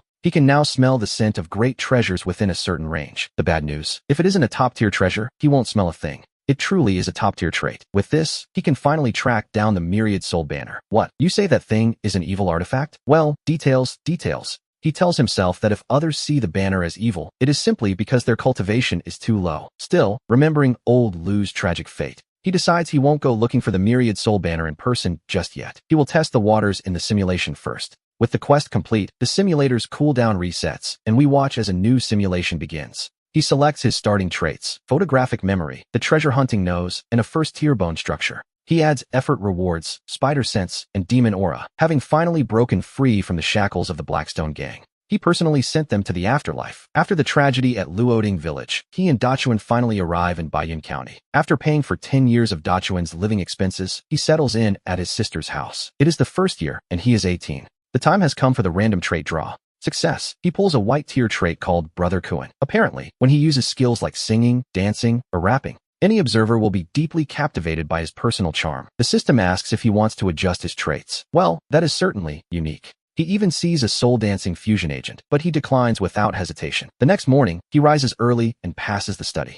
He finds Shin Qingshan looking deeply troubled. When he asks what's wrong, Shin refuses to speak and quickly hides a letter. He decisively reveals his 5th-level soul-crushing cultivation. Being a minor realm higher than Shan, it certainly leaves the man stunned. Shin tells him about demons killing people and suspects someone in the county is colluding with them. He tells Shin there is no need to doubt. He knows the culprit. However, the mastermind is too powerful for the two of them. Shin suggests that the Demon Slayer Bureau sends inspectors periodically. They can wait for that moment to expose the truth. They agree to endure for now and pretend they know nothing. They must wait 6 months for the inspectors. Once the plan is set, he buys a stallion and rides through the night to Old Lu's hometown. He arrives at Hongtong County in the Wushan district of Bazhou. Over the next 2 months, he travels to every village in Hongtong, even searching the most desolate forests, yet his nose picks up absolutely nothing. Could the nose be broken? No, that's impossible. The system doesn't make mistakes. The only explanation is that the Myriad Soul banner hasn't even appeared yet. In the last simulation, Old Lu didn't actually obtain it until the 17th year. To ensure that nothing in Hongtong County changes because of his presence, he decides to wait for the perfect moment to intercept it. Upon returning to Bayun County, we see that the inspectors from the Demon Slayer Bureau have arrived, and the town is decorated in celebration. Firecrackers echo through the streets. He hears that the local magistrate, a man so fat he can barely walk, personally went out to greet them. He observes them in secret for a while and notices that the inspectors are refusing all invitations to banquets or gifts. He suspects they aren't in league with Feng Yuqing, but being naturally cautious, he refuses to step forward himself. Before we know it, 2 months have passed, and the inspectors are preparing to leave. On this day, the fat magistrate and Feng Yuqing gather to see them off. Suddenly, a farmer rushes out into the middle of the long street, blocking the path of the entire procession. The fat magistrate gives a sharp command, and the constables on both sides draw their blades. But a voice shouts for them to stop. The lead inspector barks a reprimand. He glances at the farmer and remarks calmly that a peasant woman with no cultivation could hardly hope to assassinate an official like him. He tells her to speak, and she kneels, begging for justice to be served. The inspector offers to hear her out, but the fat magistrate tries to interrupt. The inspector merely glares at him in silence. He asks the magistrate if there is something he's afraid of. The woman points a trembling finger at the official, calling him a dog. She claims demons are killing people in her village, yet the magistrate used her husband as a scapegoat for the crimes. Her husband was a cripple who could barely move, so how could he kill 18 people in a single night? The magistrate's fat begins to tremble. Feng Yuqing's expression shifts instantly. He quietly takes a step back, positioning himself behind the crowd as the woman continues her tearful plea. More and more villagers begin to emerge, kneeling before the inspector. Some have lost family to demons. Others have seen loved ones framed. The fat magistrate desperately pleads with the inspector not to listen to these troublemakers and their lies. He tries to argue that Bayun County is peaceful and free of demons. However, the sudden appearance of Shin Qingshan shatters his final delusions of safety. To be honest, the magistrate should have seen this coming. Shin Qingshan steps forward, presenting a map of the demon nests in Bayun County to the lead inspector for his review. We know that Shin Qingshan's map was actually drawn using your unique insights while you watch Feng Yuqing from the crowd. By now, Feng Yuqing has retreated to the very back, clearly planning to flee. You don't risk an interception, but shout loudly instead. Feng Yuqing proves why he is the top expert in Baiyun County, vanishing into the distance before anyone can even react. With the Feng Yuqing matter settled and peace returning to the county, you decide it is time to visit the Qixin sect. After all, the clues regarding the red-haired man point there. In the second year, at age 19, the trait draw begins. The draw is a success. The alien race's strictest father, a gold-tier trait. When you fight against non-human races, your attack power increases 100-fold, while damage from non-humans is unconditionally weakened by 100 times. Additionally, you cannot be bewitched by any alien race in any form. Those not of our kind must be purged. Fight on, warrior. You jump for joy at this gold-tier find. With this specialized combat bonus, you'll hit demons hard while they barely scratch you. A gold trait must be equipped. In the simulation, you can only adjust these once a year, and missing this would be a disaster. You replace hard work pays off with the alien race's strictest father. To be honest, it's a much better deal. 2 months later, you arrive at the Qixin sect. Despite your poor aptitude, your cultivation is decent enough for them to accept you. However, you aren't a disciple, but a sect member. This means you can learn their techniques without having a formal master. You receive cultivation resources, but in exchange, you must hold a position and contribute to the sect's management and development. You are assigned as a gate patroller. Each day, you simply walk a circuit around the sect, leaving the rest of your time free. You can use that time to cultivate or pursue other interests. In the third year, at age 20, the trait draw begins again. You pull linguistic talent, a green tier trait. Your gift for languages is now maxed out, allowing you to master new tongues rapidly. Your learning efficiency doubles when being taught. You choose not to swap your traits. A year has passed at the Qixin sect, and you've become familiar with everything. Just as the bandit said, it seems most people in the Qixin sect are quite peculiar. They all practice an external technique called spar cultivation, which has a peculiar side effect. The more skilled you become, the redder your hair turns. Within the Qixin sect, people are judged almost entirely by their hair. One might sneer at a mere ant with only a single streak of red. Others might bow to a senior with half a head of crimson, or gaze in awe at an elder whose hair is entirely, and quite elegantly, bright red. He soon learned the unique way the Qixin people greet one another. Over the past year, however, his low-grade constitution has hindered him. His cultivation progress has been slow, leaving him stuck at the 5th level of the Qi realm, and his investigation has hit a bit of a dead end. So far, he hasn't found any useful information, except for one oddity, an ancient tower within the sect. Every time he patrols past it with his team, his spider sense flares up, giving him goosebumps. He eventually asks his senior, Brother Lin, what exactly is kept inside that mysterious tower. Lin explains that it is the place where the sect ancestor meditates in seclusion, and entering without permission carries very severe consequences. Previously, a reckless intruder had broken in, only to be ruthlessly struck down by the ancestor. By the 4th year, he was 21. It is time, once again, for the trait draw to begin. The draw is a success, silent steps. When he intentionally controls his pace, he can move without making a single sound. Furthermore, when he remains perfectly still, even divine senses cannot detect his presence. He wonders if he should adjust his equipped traits now. This trait could be vital for gathering clues within the sect. He decides to replace demonic aura with silent steps. Then, one day, as he patrols past the ancient tower, he notices that his spider sense remains quiet. He soon realizes why. A grand sect exchange meeting is being held in Qingzhou, and the ancestor has taken a group of elite disciples away to attend it. He senses an opportunity. He has searched almost every corner of the sect already, and only this ancient tower remains unexplored. After nightfall, he quietly approaches the tower. His spider sense is still silent, suggesting that, for now, it is safe to enter. He climbs to the top of the tower, finds a window that wasn't fully closed, and summons his courage to slip inside. The tower has 7 floors in total. He wanders from the 1st floor to the 7th, only to find every single level completely empty and devoid of furniture. However, the floors themselves are quite strange, as each level is engraved with complex patterns that seem to follow a mysterious, hidden logic. He couldn't understand the patterns, but he observed them carefully, hoping his photographic memory would let him study them later. Suddenly, the floor beneath his feet began to glow, and at that exact moment, his spider sense started screaming in warning. In the nick of time, he threw himself out of the window just as the red light within the room grew blindingly intense. 2 strange, dark shadows slowly materialized. A teleportation circle? That was high-level spatial magic, to be sure. It made little sense for a second-rate sect like Qixin to possess such a rare and powerful formation. The figures inside began to speak, but he couldn't understand a word. He truly regretted not bringing a translation trait along. Suddenly, a voice shouted, "Who's there?" He understood that much, but remained perfectly still, hidden by his silent steps trait. After a moment, a strange wave of energy rippled through the air. It caused him internal injury, yet he didn't move a muscle. One of the figures remarked that if anyone was hiding, the piercing demonic sound he just released would have surely killed them. The other praised his caution. Outside, he felt lucky that his strict father trait had reduced the damage by 100-fold. The teleportation circle glowed once more, and the two mysterious figures vanished as quickly as they had arrived. However, his spider sense remained active, meaning the danger hadn't passed. He stayed frozen in place for another full hour. Finally, the threat faded. It had been a narrow escape that nearly ended his simulation, but at least he had gained a clue. By the 15th year, at age 32, he decided to swap his Silent Steps trait for Demonic Vessel. In the blink of an eye, he had spent 15 years at the Qixin sect, rising from a lowly guard to the position of patrol captain. Then, one day, while performing his usual rounds in the mountains surrounding the sect, he suddenly witnessed something truly terrifying. A thick, misty demonic aura had formed a nest, and countless monsters were now pouring out of the forest like a tide. It seemed a bit excessive. To be honest, sending this many demons against a second-rate sect felt like a massive overestimation. Every disciple, elder, and even the rarely seen sect master and ancestor emerged to face the looming threat. They watched from the peaks as the demon army swept toward them. However, this was only the beginning of the nightmare. Dark clouds gathered across the sky as greenish bell-like scales flickered in and out of view, and a massive creature began to stir within the mist.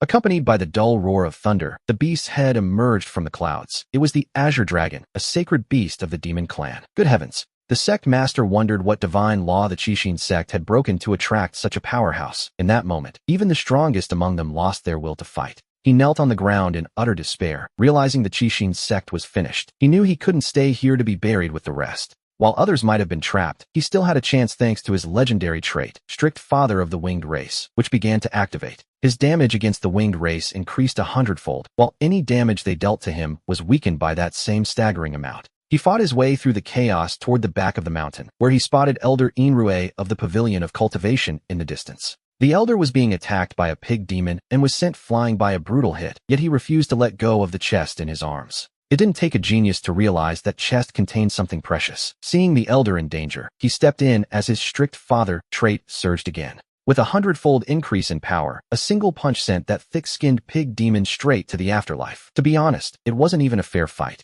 Shocked by such raw strength, Enro handed the heavy chest over to him. Chun-Yi, the elder gasped, "These secret techniques are our most vital treasures." He urged Chun-Yi to take them and flee, saying the future revival of the Qixin sect rested entirely on his shoulders. Chun-Yi asked what would become of the elder. Enro replied that the sect had raised him, and he would stand or fall with it. He told Chun-Yi to go while he held the line for a few moments. The elder's only hope was that the sect would one day rise again. Deeply moved by this sacrifice, Chun-Yi hoisted the chest and ran even faster. A few days later, we find him in Dongxi town, where he rented a small courtyard. The exhaustion from his long flight finally caught up with him. After a long sleep, he began to organize his spoils. Upon opening the chest, he found a mountain of high-level cultivation techniques staring back at him. It was no wonder Enro had been willing to die for these. He picked one up at random and realized he had hit the absolute jackpot. An ordinary martial artist wouldn't see a single book like this in a lifetime, yet he had dozens. And so, he settled into the quiet life of the small town. He spent his time upgrading his internal and external arts, mastering these elite skills. By the 16th year, at age 33, it was time for a change.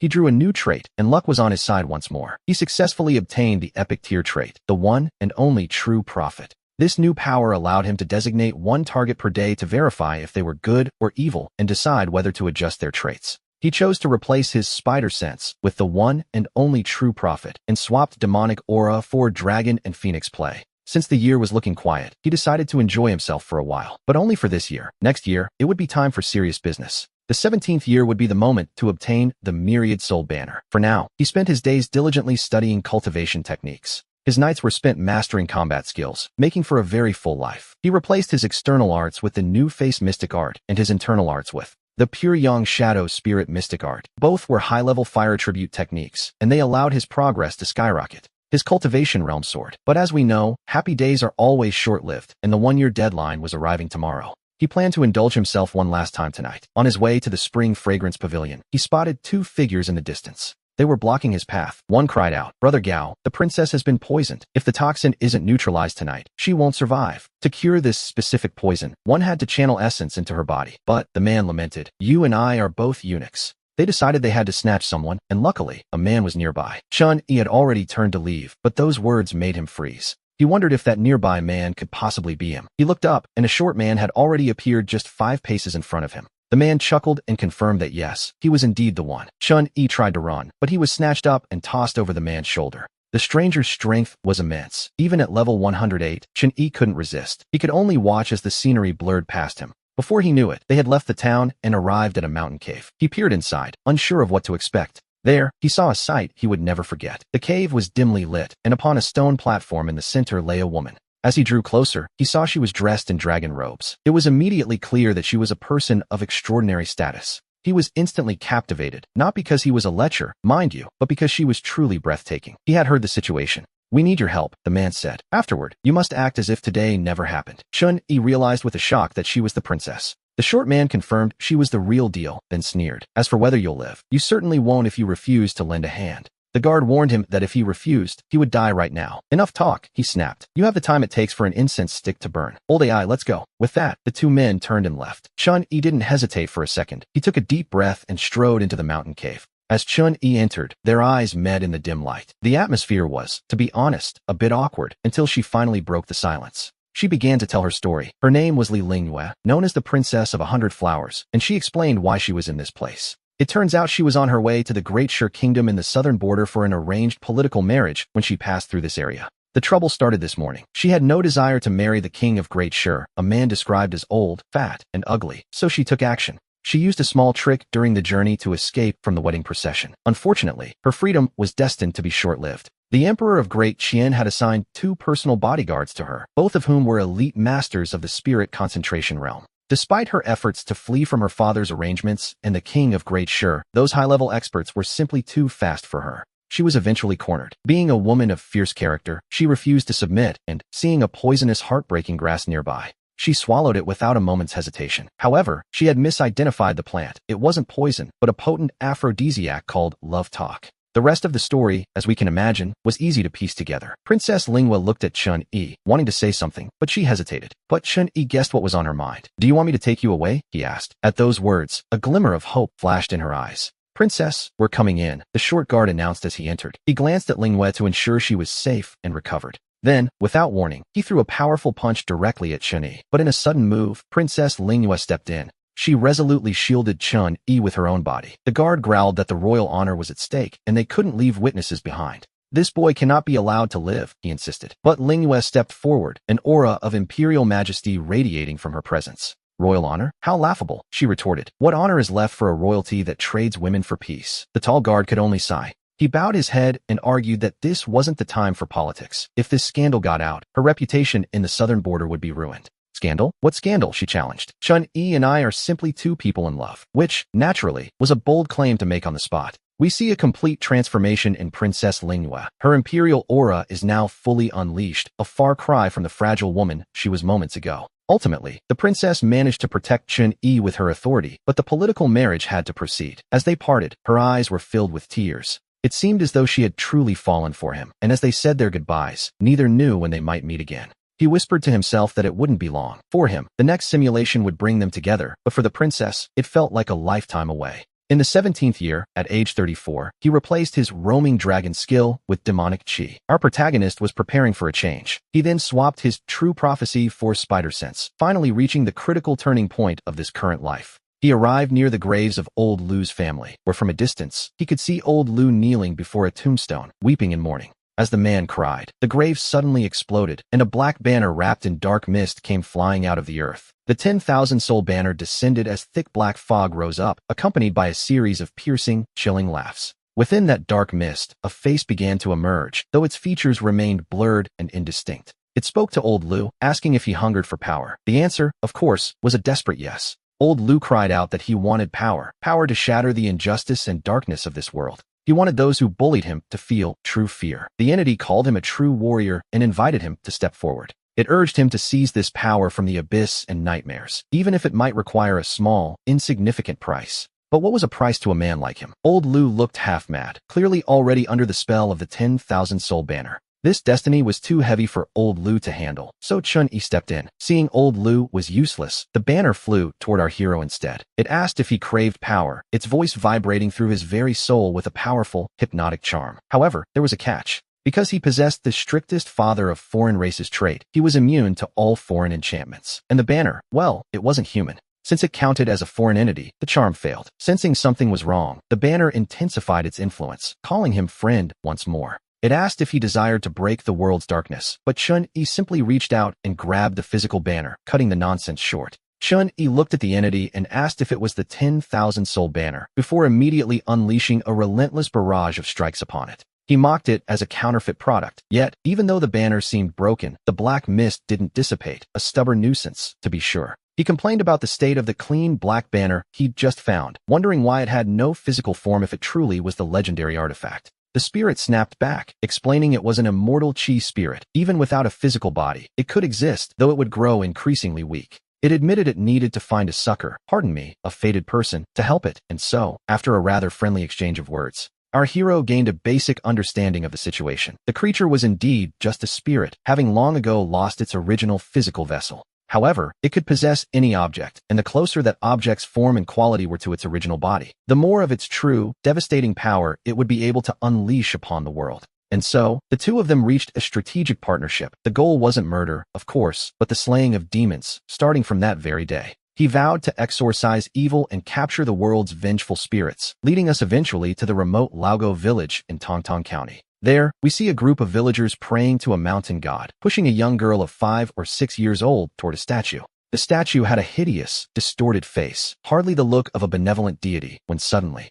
its eyes began to glow. The villagers cheered, believing the mountain god had accepted their offering and would grant their wishes. They celebrated the coming harvest, inviting the god to enjoy its delicious meal with a fervor that was, frankly, quite unsettling. When Chun-Yi appeared, they shouted at him, calling him a madman and an outsider, demanding he leave their sacred grounds immediately. He calmly told them that there are no saviors or gods to rely on. To create a happy life, one must rely on oneself. And then, he stepped forward and shattered the statue with a single, ordinary punch. In an instant, a wild wind howled as a voice roared, demanding to know how he dared destroy the idol and desecrate the incense offerings. The sound was deafening, causing the villagers to fall to the ground in absolute terror. They prostrated themselves before the broken stone, begging the mountain god for mercy and blaming the destruction on the stranger. The villagers cried out that this despicable outsider was to blame, while the entity roared that it had always been feared in Laogo village, and now, the madman would pay with his life. A fierce bolt of clear light struck Chun-Yi directly in the back, but he didn't even flinch. Instead, the attack simply bounced off him and went flying back.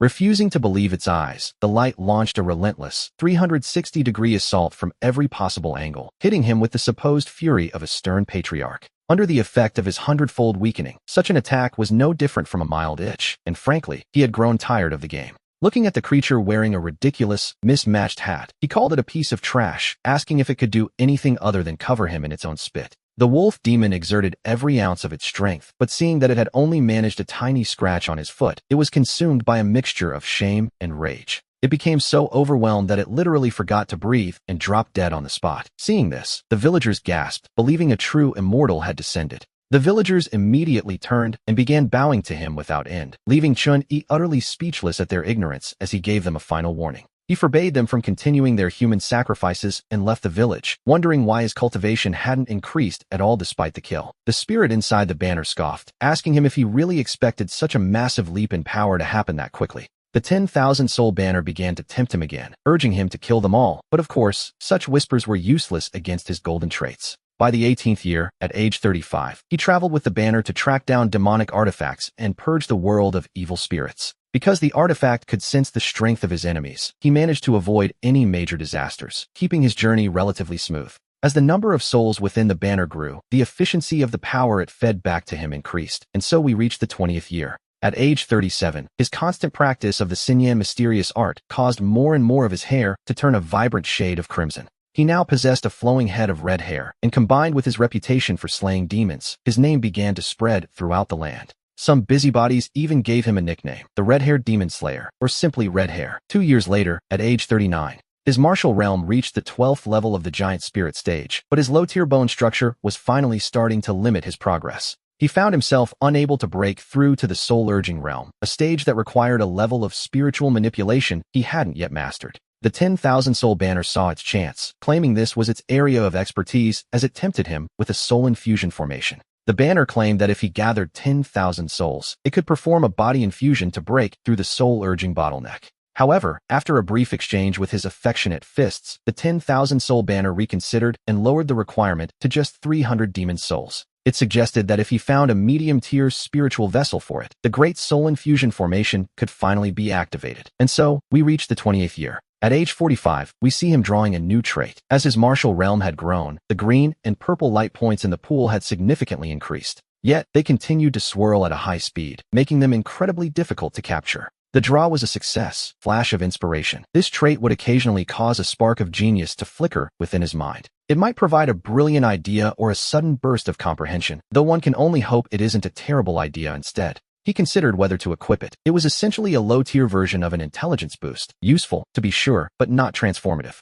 Since his trait slots were limited, he decided to save it for later and chose not to equip it. Over the years, he had traveled far to slay demons. While collecting souls, he also sold demon materials, earning a decent amount of spirit stones. Eventually, he arrived at the hidden weapon pavilion. He requested a master blacksmith to forge a proper spiritual body for the 10,000 soul banner. 3 days later, the skilled old master presented him with a high-tier spiritual version of the banner. The blacksmith stared at the finished product, watching the thick black smoke billowing from the dark banner, and felt utterly bewildered. He asked what kind of banner it was, and Chun-Yi simply called it a demon-subduing banner. Given the red-haired demon slayer's reputation, the man believed him. 2.5 days later, he arrived in Nanyang County, just 1 province away. A rogue cultivator who specialized in formations lived there. The two were old acquaintances. He greeted Brother Mai, explaining that he had a formation he needed help setting up. He told Mai that his breakthrough to the soul-urging realm depended on this, and he asked for his help regardless of the final outcome. To be fair, he had already prepared a generous sum of spirit stones as a reward for the favor.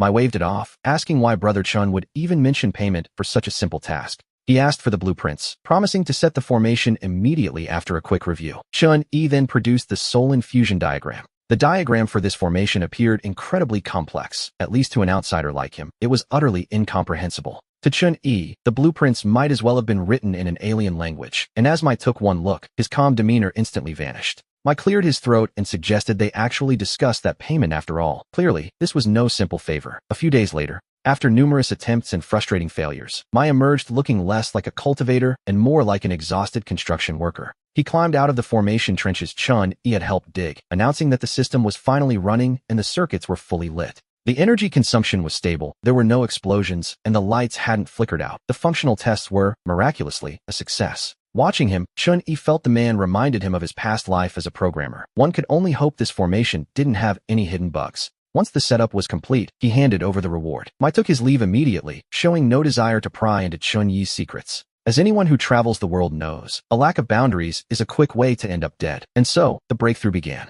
It was time for the 10,000 soul banner to perform. Now housed in a high-tier spiritual body, it unfurled with majestic, dark power. It blotted out the sun like a thick fog rising from the depths of hell, completely enveloping half the mountain in darkness. 300 demon souls were released as a massive pile of spirit stones burned within the circle, fueling the formation's activation. The banner asked if he was ready, warning that the spiritual infusion would be agonizing, but his gaze remained steady and his heart like iron. He told himself that if he even flinched, he would consider it a defeat. As the souls poured into his body, the banner was utterly shocked. Its previous masters had all been strong-willed men, yet every single one of them had wailed in agony during this process. But Chun-Yi didn't even blink, let alone frown. To be honest, he was cheating a bit. He had already swapped his traits to dull his sense of pain. He felt absolutely nothing. Once the 300 souls were fully digested, the black mist vanished, and a golden light descended upon him. A sense of pure comfort washed over him, and he couldn't help but let out a long laugh. Finally, he had reached the soul-urging realm.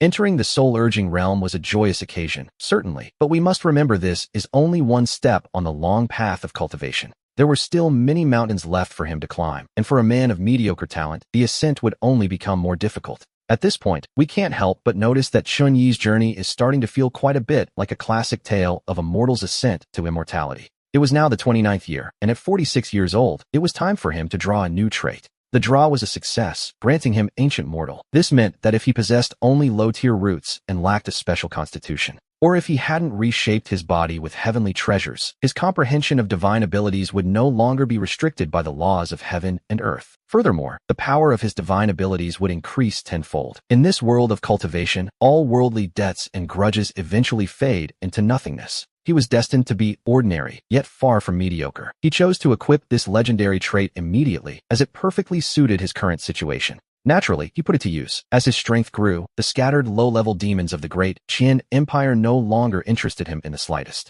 He decided it was time to venture into the eastern wastelands, but before departing, he returned to Baiyun County. The Yulian was as busy as ever. Since he had taken the 10,000 soul banner earlier, no martial artists had come to slaughter the town. There, he found Dachuan, who was living quite happily. She spent her days doing odd jobs and enjoyed meat with every meal. He gave the landlady a sum of silver, asking her to continue looking after the girl. He noticed how much she had grown, while she was startled by his strange hair color. It was a moment of mutual surprise, to be sure. He approached an old man nearby and asked where the family of Shin Qingshan had moved to. Shin what mountain? The old man asked. Shin Qingshan, old sir, Chun-Yi repeated patiently. What mountain? Seeing the old man was about to play games, Chun-Yi decisively drew his heavy sword, sending stone fragments flying through the air. The old man sat up straight instantly. He explained that ever since Shin Qingshan had been taken away, the family had fallen into poverty. Unable to afford the city, they moved to the countryside. When asked who took him, the man replied it was two martial artists who descended from the sky. Chun-Yi was stunned. Martial artists capable of flight were at least at the martial king rank, the absolute elite of the entire great Qian Empire.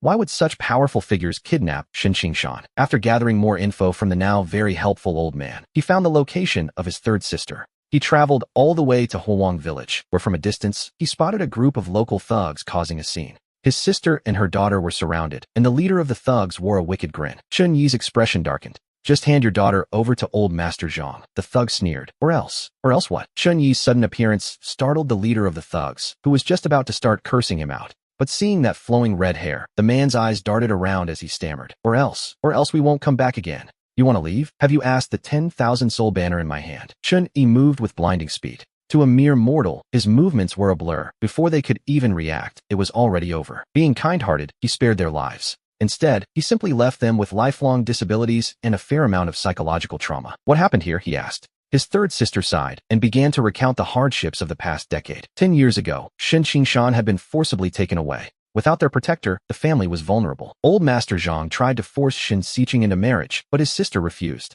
So, the old man found endless ways to harass her, sending thugs to trash her home until the mother and daughter were forced to move. When she tried to run a small business to survive, the Zhang family sent men to cause trouble and smash her stall to pieces. They even demanded compensation for damages. With no other choice, she took her daughter and fled to the countryside. Yet even here, they couldn't escape the Zhang family's persistence. Well, tomorrow, an anonymous demonic cultivator might just visit Baiyun County. They should prepare a warm welcome. By the way, Chun-Yi asked, who exactly took my brother-in-law? Shin-Yun recalled that day. What? I am a descendant of the Starry Sky Shin family, lost here in the Five Jade region. Yes, that was the claim. You are indeed, the strangers had said. Would we, great martial kings, bother lying to a minor soul-breaking stage cultivator? They explained that the Shun family was an ancient clan living in a star realm beyond the 9 heavens, with resources far beyond this world. Enough talk, come with us. This is your great destiny. Qingshan asked if he could bring his wife and daughter, but the answer was no. His status was deemed too low. He had no right to bring outsider family members beyond the realm's borders. If he truly wished to reunite with them, he would first have to raise his standing within the Shin family. A difficult task, to be sure. With those final words, the two powerful figures forcibly took his brother-in-law away, leaving a broken family behind. When asked how they left, she could only describe it as a sudden leap. They simply flew into the sky and vanished. Quite strange, indeed. But we have to wonder, how could they be so certain that her husband, Shin Qingshan, was truly a member of their Shin family? Qingshan had asked the same thing. The stout old man explained that anyone capable of practicing the Zhenyang art must be a Shun. For outsiders, it was supposedly impossible to master the family's secret techniques. One can't help but wonder why such a grand destiny never falls into our laps. He questioned why he wasn't a lost pearl of some great clan himself. But then, a realization hit him. He had also practiced the Zhenyang art. During his second simulation, his brother-in-law had given him 4 mid-tier techniques, and this very Zhenyang art became his primary internal cultivation. Back then, he carried the hard work pays off trait. With that, as long as one perseveres in a single task, there will always be a harvest, even if it isn't much. So, he wasn't actually of the Shin bloodline. It was only because of his special trait that he managed to learn the technique. He thought that in the next simulation, it might be fun to intercept his brother-in-law's luck. It wouldn't hurt reality, after all. As the tide rises on the Qiantang River, he joked that today he finally knew he was Shun-Yi. And so, the simulation continued. On the following day, he left a sum of money for his sister and departed. Of course, he didn't truly leave. Instead, he took his wine barrel and paid a visit to Baiyun County. Rumor has it a demonic cultivator visited the Zhang family and, finding their tofu pudding too salty, flew into a terrible rage. From that day on, every bowl of tofu pudding in Baiyun County was served sweet. A drastic solution, to be sure. In the 31st year, at age 49, he headed east on a new journey. On this day, he crossed the boundary between the Central Plains and the Eastern Wasteland at Sanqiong Ridge. This is the longest mountain range in the Wu-Yi realm. boasting the highest average elevation. He had finally set foot on the eastern wasteland, a place where human traces are few and far between. Everywhere he looked, there were towering ancient trees and deep, primordial forests. However, the eastern wasteland wasn't entirely uninhabited. The Wuji Sword Sect, the strongest martial force in the realm, is located here. For millennia, they have stood as the human race's first line of defense against the demons of the great wilderness, earning them universal respect. In the 32nd year, at age 50, he equipped the old but bold trait, ensuring his combat power wouldn't fade with age. Suddenly, he sensed a demonic aura. He could track the movements of demons, and with his spider sense warning him of danger, he could avoid powerful beasts well in advance. Thanks to the alien's strictest father trait, he became a true killer in the Eastern Wasteland, collecting more demon souls this year than in the previous 5 or 6 combined. The only pity, of course, was that there was nowhere to sell the demon materials he gathered. Finding a living person here was a challenge in itself, and he certainly couldn't sell to the demons. Still, his cultivation progressed rapidly. He reached the 4th level of the soul-crushing realm. Not bad at all. As long as there are enough souls, the breakthrough is perfectly smooth. The 10,000 soul banner boasted proudly, claiming its status as an immortal treasure was no joke. It was quite full of itself, really. Following the demonic aura of a soul-crushing beast, he arrived at a valley where steep cliffs towered on both sides, creating a narrow space. The area was overgrown with weeds, with only a small 3-meter entrance. As soon as he entered, his spider sense began screaming. Something was wrong. The surroundings were far too quiet. Just as he decided to retreat from the valley and find a safer path, he discovered the entrance was already blocked by a massive bull demon. High above, the sharp cries of eagles echoed through the sky. Looking up, he saw several eagle demons staring down with piercing eyes. And as it turned out, that was only the beginning. From beneath the thick weeds within the valley, countless demons slowly began to emerge from their hiding spots. A golden-furred rat demon stepped to the front, sneering at the red-haired human and asking where he thought he could run today. He admitted he hadn't expected demons to use such clever tactics. The rat scoffed, noting they weren't just simple rabbits to be hunted. For 2 years, he had slaughtered their kin and imprisoned their souls within that wretched banner to serve his own ends. He had denied them peace even in death. He scratched his face awkwardly. From the demon's perspective, he truly was a monster. With a single command from the Golden Rat King, 10,000 demons launched a charge that made the very earth tremble beneath them. A fierce demonic aura surged toward him, but he felt no fear. He summoned his rock iron greatsword, ready to face the onslaught. He welcomed them to come forward and witness the full extent of a father's wrath. Because of the alien's strictest father trait, he dealt massive critical damage to demons, essentially taking them down with a single blow. Their attacks were weakened 100-fold, and even spirit realm demons couldn't break his defense as his red hair fluttered across the battlefield. His aura surged like mountains and rivers. Such a desperate situation stirred his blood, making him want to face them with one hand behind his back. The demons rallied, shouting for their brothers to charge, claiming they would never know peace unless this monster was finally eliminated. Swearing to fight to the death, the demons actually started chanting slogans, throwing themselves forward one after another without any regard for their lives. The pressure on him increased instantly. Moved by the demon's tragic bravery, he naturally began to swing his fists with even greater force. His sword knew no fatigue, but a man's physical strength has its limits. He grew tired, and his wounds began to multiply. The sea of demons showed no sign of thinning, and when he tried to break through, he found the only exit in the valley blocked. A bull demon, built like a literal tank, stood firm at the entrance, forcing him to fight on for half a day in a fierce struggle. He had lost count of how many demons he had cut down, and by now, the corpses beneath his feet had piled into a mountain. Standing atop a pile of demon corpses 10 meters high, he held the soul banner in one hand and his chipped rock iron greatsword in the other. It seemed he had finally reached the end of the road. Under the demons' overwhelming swarm tactics, they had exhausted him to the point of collapse. One more charge would surely be the end of him, yet the 10,000 soul banner just stood by, making sarcastic remarks about his performance. It told him he was pathetic, suggesting he should have just given it his essence earlier, a comment he met with a silent curse. Suddenly, a voice addressed him as a young friend of the demonic path, wondering how a mere soul-crushing realm cultivator could be such a handful. He replied that despite the banner, he wasn't a demonic cultivator, but simply a demon slayer traveling the world. To be honest, he was quite modest. Seeing another human arrive, the Golden Rat King panicked, realizing the situation was slipping out of his tiny, furry hands. He ordered his elite demons to kill the red-haired human immediately, desperate to ensure he didn't escape this trap alive. He gripped his dull, notched sword, prepared to use every last ounce of his strength to end his life in this final, glorious stand. Just then, an invisible force lifted him steadily, carrying him into the air and away from the blood-soaked ground. As he flew out of the valley, some bird demons tried to give chase, but the newcomer casually swatted them away with a burst of sword chi. The bird demons instantly stiffened and fell straight to the ground. With the pursuers dealt with, the flying sword accelerated in the blink of an eye. We see them arrive at a mountain peak, where Chun-Yi expresses his deep gratitude, stating he will never forget this life-saving favor. The stranger notes that whether one follows the righteous or demonic path, they are still human, observing that the banner contains only demon souls. Deep down, Chun-Yi felt a wave of relief. The souls of old Master Zhang's family were so weak they had already been consumed by the demons. The man wonders if Chun-Yi possesses a special constitution that restrains the demon race, as fighting so many higher-level foes is quite a feat. To be honest, surviving against such odds was bordering on the miraculous, and Chun-Yi could only nod along in quick agreement. He claims he does indeed have a special constitution, a literal demon bane, though the stranger notes his low-grade spiritual roots are a pity. Reaching the soul-crushing realm was already difficult, and a breakthrough seemed unlikely. Otherwise, he might have tipped the balance between the two races. Perhaps out of respect for this unique constitution, the stranger hands him a jade medallion for use in times of dire need.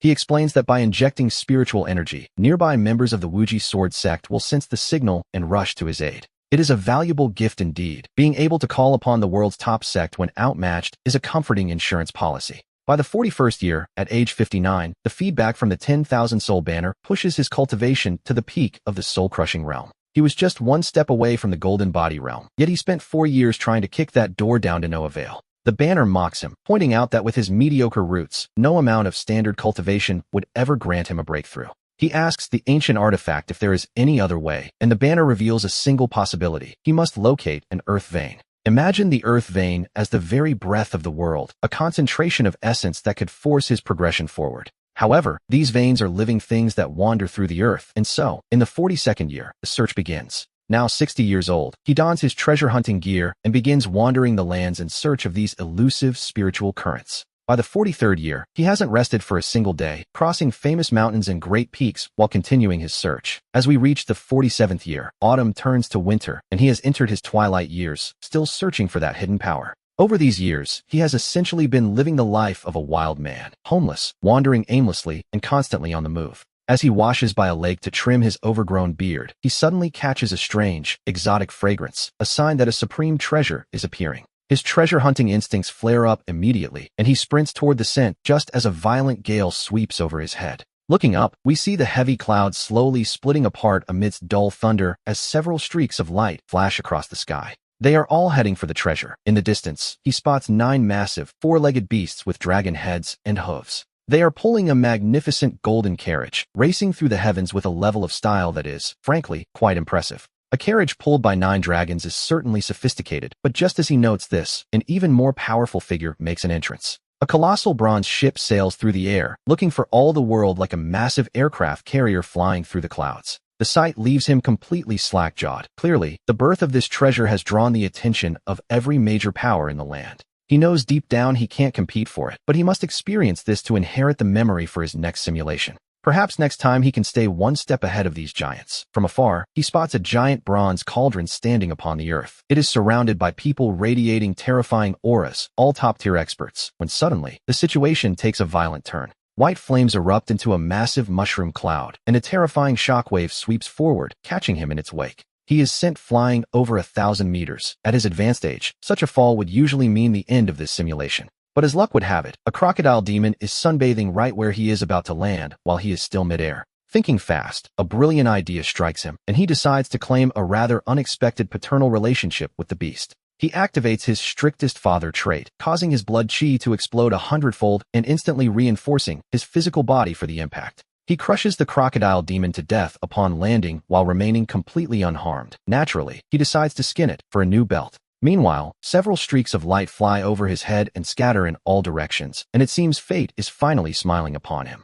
One of those lights lands nearby, far from the chaotic center where he is entirely alone, and he immediately begins the chase. He spots a bronze sword, 3 feet long, with a cold, shimmering light radiating from its entire blade. Waves of killing intent seem to swirl around it, and he can't help but think it's a magnificent treasure. He rushes forward, eager to claim it, but a bald monk suddenly appears and beats him to the punch. The monk pulls the bronze sword from the earth, stuffs it into a small cloth bag, and gives it a satisfied pat. He calls out to the bald donkey, but the monk calmly tells him not to be upset, as the item is destined for Buddha. The monk claims he is merely collecting it on Buddha's behalf before vanishing into a breeze. Clearly, he is a master. He is left fuming, but fortunately, fate intervenes as another wave of treasures comes flying out of the sky. One of them is heading straight for his position, and as he chases the streak of light across the ground, he feels a certain thrill. It feels exactly like chasing a supply crate in a survival game, to be perfectly honest. Suddenly, a sharp wind brushes past him as that same bald monk reappears, calmly picking up a jade slip from the ground.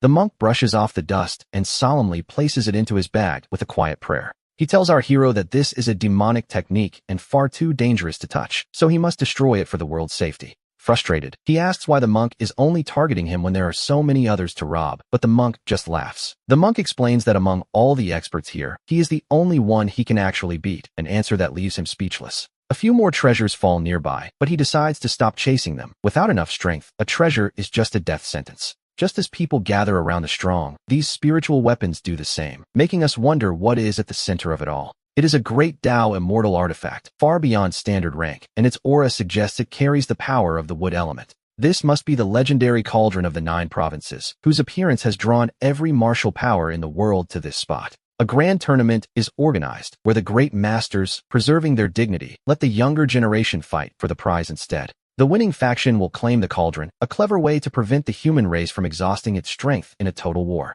As the demon race grows weak, the winding assembly drags on, and we see the martial artists at the dojo beginning to grow restless. They spontaneously organize a market, and by selling the demon materials he accumulated over the years, he actually makes quite a profit. Afterward, he wanders through the stalls and finds the place bustling, even selling rare storage spiritual tools that are usually impossible to find. He doesn't hesitate to spend a fortune to buy a storage ring, but a certain voice in his head isn't exactly pleased. The spirit within the myriad soul banner asks where the trust has gone, reminding him that the banner already has a storage function. He scoffs at the banner's complaint. To be honest, he has a very good reason for wanting a private place for his things. The snacks he keeps in the banner disappear by over 3% every month, which is impressive considering the spirit doesn't even have a stomach. At the winding assembly, we see him spot a familiar face, a member of the Wuji sword sect who once saved his life. The man's name is Jianzhu, and as our hero watches him, Jianzhu looks back and offers a subtle, knowing nod. The old monk asks in surprise if he knows Jianzhu, and he explains that the man saved him and even gave him a jade token. As he shows off the jade token, the old monk takes one look at it and offers a very sudden, very polite smile. Suddenly, the monk pulls out the bronze sword and the jade slip he snatched earlier, claiming he has finished his appraisal of them. He declares the sword has no fate with Buddha after all, and the jade slip isn't demonic, so the benefactor may use them freely. He can't help but laugh at the monk's sudden change of heart, calling him a coward for folding just because Jianzhu is nearby. The monk simply keeps smiling with a look of total understanding, while our hero tests out his new storage ring. In the blink of an eye, the jade sword is tucked away. He introduces himself as Chun Yi and asks for the monk's name. The monk reveals his name is Zhen Pin, a disciple of the Jingang Temple, one of the 8 great sects of the 5 regions. Curious, Chun Yi asks if there are many cults in the western Liang region where the monk comes from. Zhen Pin shakes his head, explaining that he has been stuck in the soul transformation realm so long he might need a different path to break through. The monk tells him not to speak recklessly, as it is simply a matter of different beliefs, and the two agree to travel together after the assembly. They decide to head to Western Liang together. By the 13th month, the winding assembly finally reaches the finals of the 13th group match. Zhong Shi crushes his peers to take first place, and as the winning side, the Wuji sword sect prepares to claim the prize. Jianzhu steps forward to collect the 9 provinces cauldron, but after a brief moment, he suddenly bursts into a loud laugh. He remarks that they spent a year preparing for this assembly, only to end up with what amounts to a giant, oversized brick. The crowd moves forward in curiosity to investigate, and we see Chun Yi join the excitement, reaching out to touch the cauldron himself. It feels like cold, ordinary metal with nothing special about it, until a familiar figure suddenly flashes before his eyes. He sees Chun. He wonders why this is happening and where the spirit of the artifact has gone while listening to the crowd's chatter. He realizes exactly what the problem is. The spirit of the 9 provinces cauldron is missing, leaving it as nothing more than a dead object. Without its spirit, it can't function at all. Looking at the information from the spirit simulation, he finds himself feeling quite dazed. He wonders why the cauldron showed him Chun. Could his friend actually be the spirit? The massacre at Luoding village was always strange. It was utterly bizarre. Why would dozens of powerful martial artists go out of their way to slaughter everyone in a tiny place like that? He wonders if it was all related to Chun and if the attackers were actually after him. Regardless, he decides to move on for now. In the next simulation, he plans to bring Chun to the cauldron to see if a miracle occurs. The simulation continues into the 48th year. Now 66 years old, and with the assembly over, he and Zhen Pin travel to Western Liang, where he asks the monk a question. He asks which cult in Western Liang is the most sinister, and Junpin points to the Sacred Fire cult, whose members worship flames. Their initiation involves burning one's entire body, which is pure madness. To be honest, they sound like a truly deranged group. He decides these heretics must be eliminated and asks the monk to lead the way so he can deliver some divine justice. Because their doctrines are so extreme, the Sacred Fire cult operates as an underground organization, making them very difficult to track down. Fortunately, Junpin has a plan. Since the cultists frequently set themselves on fire, they must endure the agony of those burns. Every member requires a specific pill called Qingbu Liang to survive, and they consume these medicines in massive quantities. And so, we see them stake out a local pharmacy to watch for suspicious characters, eventually tailing a buyer who leads them straight to a cultist.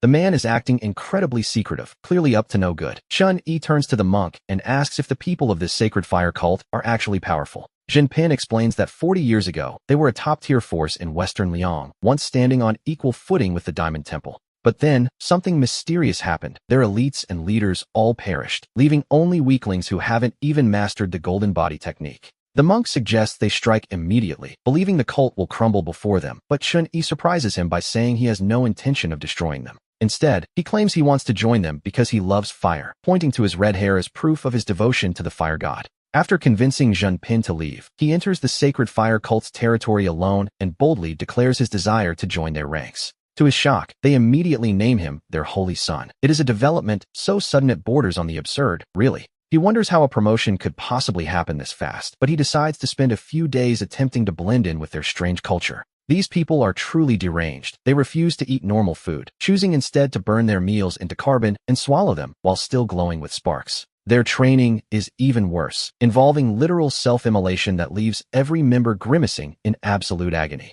Yet, through the pain, they scream praises to the fire god. Honestly, Chun-Yi finds it difficult to fit in simply because he is far too sane. After a few days, he decides to drop the act and approaches the cult leader, claiming his cultivation is stuck at the peak of the Emerald Soul Realm. He asks if the cult has a secret method to break through his bottleneck, and the leader eagerly confirms that such a way exists for the Holy Sun. However, the leader seems stunned that he is already at the peak of the Emerald Soul Realm. It seems the cult's current standards are quite low. Chun-Yi realizes with a start that the cult doesn't have a single member at that level, and the leader explains he simply doesn't know their history. Ever since that disaster 40 years ago, they didn't just lose their elites, they lost their core cultivation techniques as well. Without the key methods to bolster their faith, increasing their power has become nearly impossible, which makes sense, as self-mutilation is rarely a path to strength. At the leader's call, the members of the Sacred Fire cult gather together, having heard that they are going to help the Holy Sun break through. Rather than being resentful, the followers are incredibly enthusiastic, chanting incomprehensible slogans as the night begins to fall.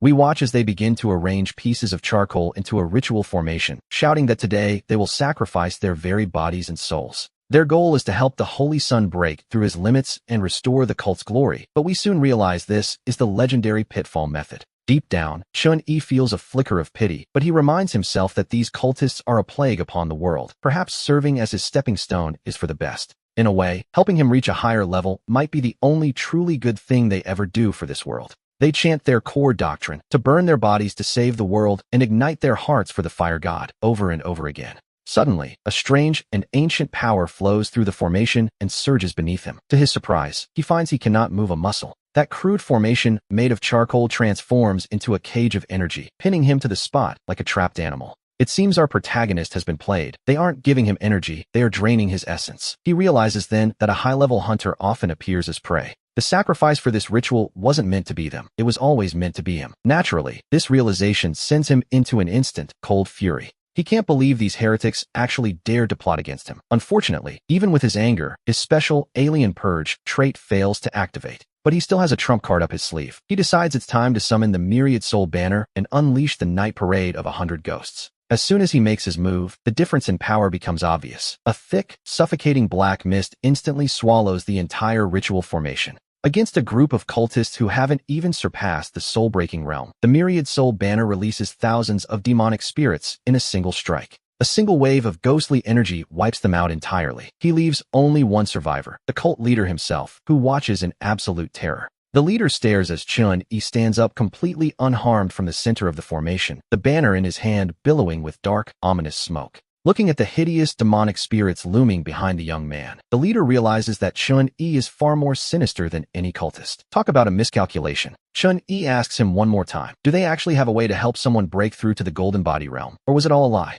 The leader lets out a mocking sneer, noting that countless geniuses have failed to cross the threshold from the lower realms to the middle stage of cultivation. He asks, quite sarcastically, how a diminished group like the Sacred Fire Cult could possibly possess the power to grant such a breakthrough. Just as Chun-Yi prepares to end the man's life, he notices a tattoo peeking out from the leader's chest, a distinct and familiar flame pattern. We see Chun-Yi pause his attack, reaching into his storage ring to pull out a white mask while asking if the pattern matches the tattoo on the man's chest. He grabs the man firmly, hoisting him up for a closer look. To be honest, the cult leader doesn't look nearly as confident as he did a moment ago. Chun-Yi demands to know if they traveled to the Central Plains 48 years ago to massacre a place called Luoding Village. The leader gives him a strange look, his mouth remaining tightly shut, but we know the Myriad Soul banner has a special way of dealing with the stubborn. One has to wonder if the poor leader has ever experienced true, absolute despair as the black mist from the banner begins to swirl around him. That mist isn't just there to set a dark mood. It begins to crawl into the leader's eyes, nose, and mouth, invading his very senses.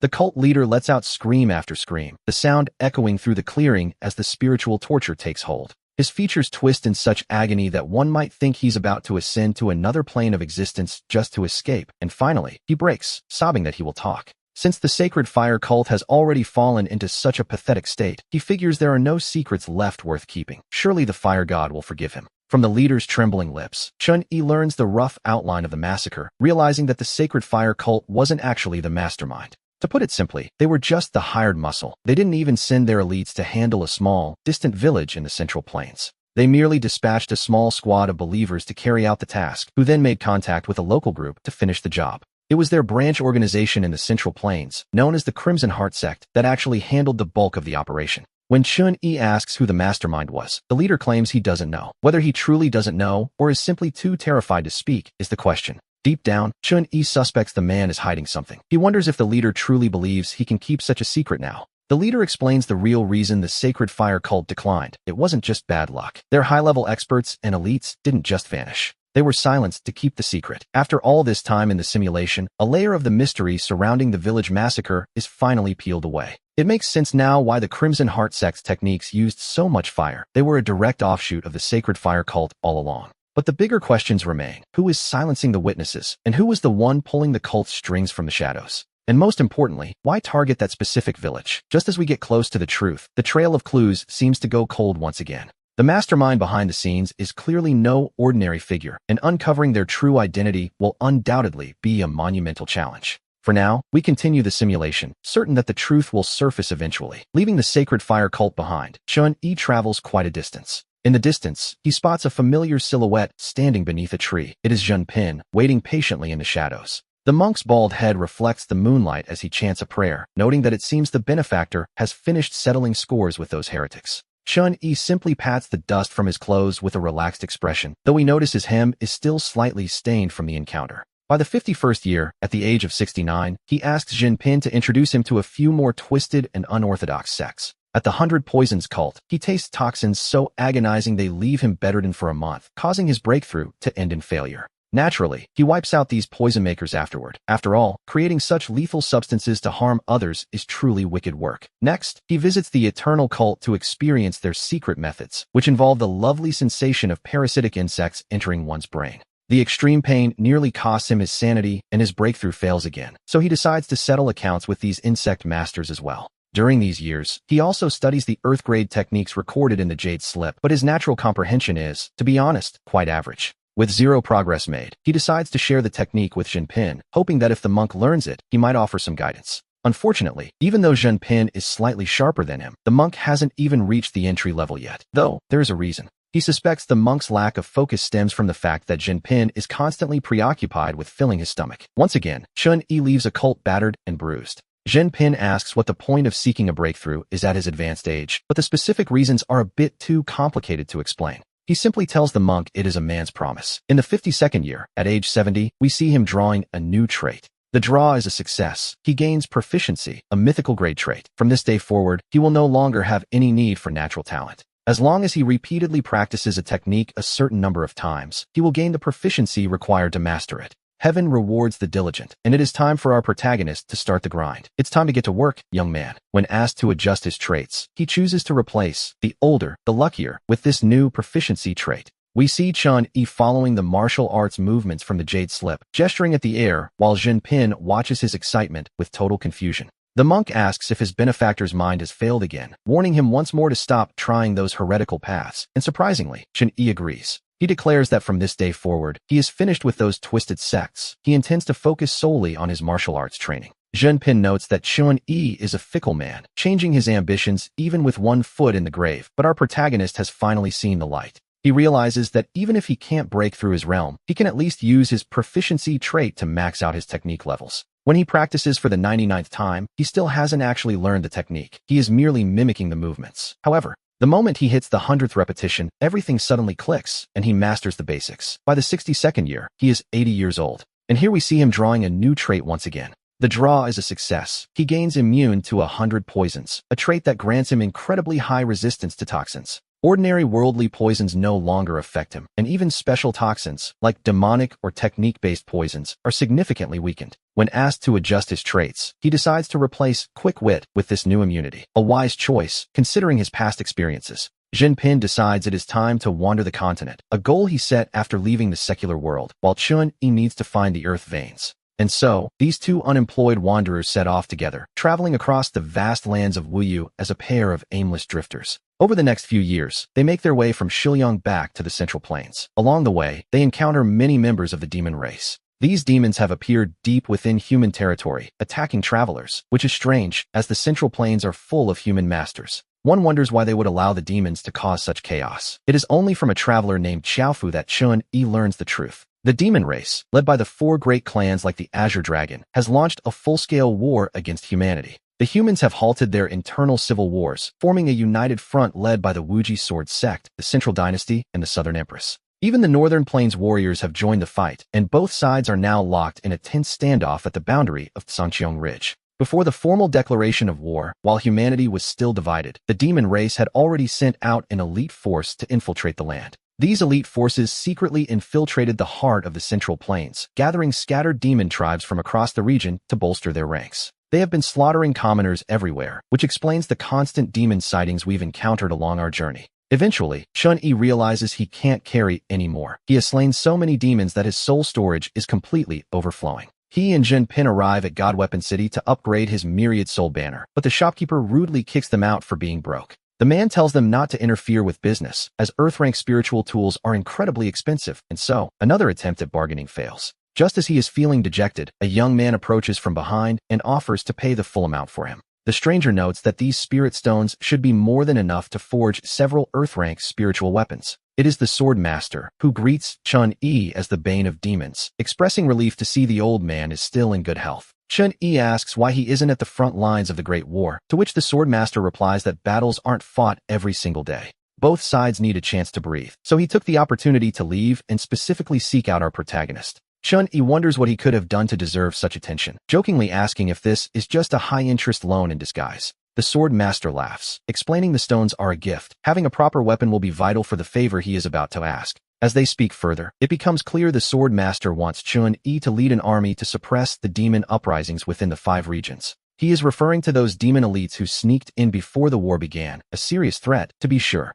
Since the human powerhouses are all occupied at Sangqiong Ridge, the interior of the land is vulnerable, and that is where Chun-Yi comes in. As the bane of demons, he is the perfect candidate to take command and restore peace to the troubled territories. Now he faces a choice. He could follow the example of ancient generals and head to war even at the age of 80. Or he could decide that at his age, he's had enough of killing and simply wants to enjoy his final years in peace. Alternatively, he could express his desire to fight while admitting his strength is lacking, asking the Sword Master for a way to break through his realm. After all, for a great Sword Master to travel so far to find him, the safety of the common people must truly be at stake. Chun-Yi thinks to himself that refusing such a noble cause would be inhuman, so he chooses the third path as the simulation continues. He tells the Sword Master that, to be perfectly honest, seeing the common people suffer at the hands of demons breaks his heart. However, he laments that as a mere soul-shattering realm cultivator, his strength is insufficient for such a heavy responsibility, while Jinpin sighs in support. The monk puts on a truly pained expression. After all, Chun-Yi has been stuck at this level for a very long time. Breaking through with low-grade latent talent is nearly impossible without immense luck, and he notes that even in the Wuji sword sect, he'd have no chance. The swordmaster gives a light chuckle and suggests that, perhaps, it isn't quite as impossible as Chun-Yi thinks. Chun-Yi can barely suppress a grin as he asks for clarification, while the swordmaster reaches into his storage belt. He produces a shimmering, radiant peach, the legendary Sword Heart Immortal Peach, harvested from the divine Sword Heart tree itself. This rare fruit takes 300 years to sprout, 300 to flower, and another 300 just to bear fruit. Only a single peach grows at a time, and using such a treasure just to reach the spirit realm is, frankly, a bit of a waste. Under the sword master's encouraging gaze, Chun-Yi eats the peach and feels the power surging through him immediately. The bottleneck that had frustrated him for decades finally loosens, and his internal spiritual energy begins to circulate on its own. He breaks through to the spirit realm right then and there, but the sword master cannot stay long. He must return to the front lines. That same day, atop the towers of God Weapon City, the sword master formally announces Chun-Yi's new title as the Grand Marshal of Demon Slaying. With the announcement made and the leadership settled, the sword master departs to return to the heights of Sanqiao. Half a month later, the Spirit Refining Pavilion delivers the Earth-rank Myriad Soul banner and, surprisingly, returns all the spirit stones the sword master paid. Chun-Yi wonders aloud how he could possibly accept such a gesture, even as he smoothly tucks the stones back into his storage ring. Deciding not to be overly polite, he has the pavilion build a massive warship to transport his growing army. Over the following days, many warriors and locals flock to join him in his quest to purge the 5 regions of the demon threat. Finally, the day of the expedition arrives, and we see him leading 100 ships and 100,000 warriors to begin the Great Purge. This is the first stop of the expedition, where we see Chun-Yi leading his massive army to meet the demon elites at Yellow Sand Ridge. As both sides draw up their battle formations for a fierce clash, an old acquaintance suddenly appears on the opposite side. The soldiers whisper that this demon kills without blinking, a truly terrifying foe for any ordinary man. And yet, to a spirit realm master, a mere golden body stage opponent is something he could crush with a single finger. The troops marvel at the old marshal's strength, which makes sense, considering he was personally recommended by the swordmaster. They aren't joking around, though some wonder about that banner he carries. It looks suspiciously like the Myriad Soul banner. His subordinates quickly tell the doubters to open their eyes, as the simulation moves forward to the 65th year. At 83 years old, Chun-Yi leads the demon-slaying army from the deck of his cloud-top warship, a sight to behold. Because of his advanced age, many of the younger soldiers have taken to calling him Grandpa directly. He finds that having a sudden crowd of grandsons isn't a bad feeling at all as we reach the 66th year. The army advances triumphantly, sending the demons of the 5 regions fleeing in terror until, backed into a corner, the monsters finally retaliate. During a desperate battle to reinforce Jizhou, the monk Jinpin moves to save a group of commoners. He is ambushed by several spirit-level demons and, unfortunately, finds he cannot hold on much longer. Chun-Yi begs the old monk to stay strong, promising that the medicine from Danxiang Valley is on its way. Jinpin simply smiles, telling the marshal not to grieve as he is merely going to meet the Buddha, a good thing, in his eyes. With a peaceful expression and hands pressed together, he departs to find his faith, and on that day, the army witnesses true fury. Their old marshal, bare-chested and alone, charges into the swarm of demons attacking Jizhou City like a man possessed. He tears through everything in his path, but after Jinpin's death, Chun-Yi becomes quiet, feeling a familiar, hollow void. It is the growing sensation that his own end is approaching. Meanwhile, a scout reports that the demons attacked the Yuanyang vein 3 days ago. After years of constant warfare, he realizes with some concern that the demons have actually begun to learn the art of strategy. The demons no longer charge blindly as they once did. Instead, they target temporary mineral veins to cut off the frontline supplies, using actual military tactics. But if they can use strategy, so can we, and Chun-Yi is slightly better at it, using 3 goldstone veins as bait to lure them into a trap. After a series of feigned retreats, we finally meet the mastermind behind the demon tactics, and surprisingly, it is another old acquaintance, Feng Yuqing. To be honest, seeing him defect to the demon side isn't surprising at all, given his history. Feng Yuqing laughs, remarking that he never expected the famous Grand Marshal of the demon-slaying army to remember him. He mocks his own status as a nobody before turning to his companion, General Wang Ping, asking him to gauge the marshal's cultivation level. Wang Ping is one of the generals under Feng's command, possessing the spirit concentration realm, which grants him the use of divine sense. He observes carefully, noting that the target seems to be at the 3rd stage of the golden body realm after all this time. He confirms the 3rd stage of the golden body realm, noting with a smirk that the marshal has been busy along the way. Feng notes that the marshal is 2 stages higher than himself, but Chun-Yi initially has no intention of attacking Feng Yuqing personally, as Feng is still human. since his alien race nemesis trait won't trigger against a human, and despite his high combat power, he sees no reason to take an unnecessary risk. That is what subordinates are for. After all, amidst the chaos, Wang Ping strictly follows orders and tracks Feng Yuqing down. He relentlessly pursues him until, backed into a corner, Feng Yuqing undergoes a transformation, sprouting a pair of fleshy wings from his back. Black scales begin to cover his entire body, giving him a truly wretched and monstrous appearance. With his power surging after the transformation, Feng Yuqing joins a group of spirit-level demons and begins to push Wang Ping and the other generals back. Seeing them in retreat, Chun-Yi simply smiles, wondering aloud why someone would choose to be a monster instead of a man. Since he made that choice, he can't blame the marshal for having a heavy fist as Chun-Yi charges directly into the battlefield. He sweeps through the opposition with a force that could swallow mountains, and by the end of the clash, the demon elites are completely wiped out. Defeated and desperate, Feng Yuqing begs Chun-Yi to spare his life, promising he will never return to the 5 regions again. He calls it a nightmare, asking what he could have possibly done wrong in this world to deserve such a fate. He claims he only wanted to grow stronger, asking if Chun-Yi, who also started with low-tier talent, couldn't understand. Chun-Yi's only response is a cold dismissal. As Chun-Yi raises his sword, Feng Yuqing turns to flee, only to have his tail severed by a single strike, leaving him stumbling to the ground. Desperate and broken, he begs for mercy, crying out that he was wrong and pleading for his life to be spared. Chun-Yi tells him to offer his repentance in the underworld, preparing to deliver the final blow to end Feng Yuqing's life once and for all. Suddenly, his danger sense flares up, warning of a threat from behind. He shifts his body just as the severed tail from moments ago lunges back. The tail grazes his shoulder as it flies past, and Feng Yuqing sneers, declaring that Chun-Yi is finally finished. He claims victory in this round, revealing with a twisted smile that his severed tail was laced with a lethal poison. It was his ultimate trump card, and all his previous begging was merely a performance to lure Chun-Yi into a trap. A classic villain move, really. He boasts that this is his destiny, that by seizing every opportunity and discarding his humanity, he finally obtained true power. Feng Yuqing basks in the joy of his perceived victory, gloating and showing off his monstrous strength while laughing at his opponent's fate. After 2 full minutes of gloating, he suddenly realizes something is wrong, stammering in disbelief as to why Chun-Yi hasn't collapsed yet. The response is a cold flash of sword light. Chun-Yi remarks that after everything he has faced, a little poison like this is hardly a concern. Once the battle concludes, a heavy exhaustion settles over him, as his remaining lifespan is finally reaching its end. He turns to ask the spirit a question.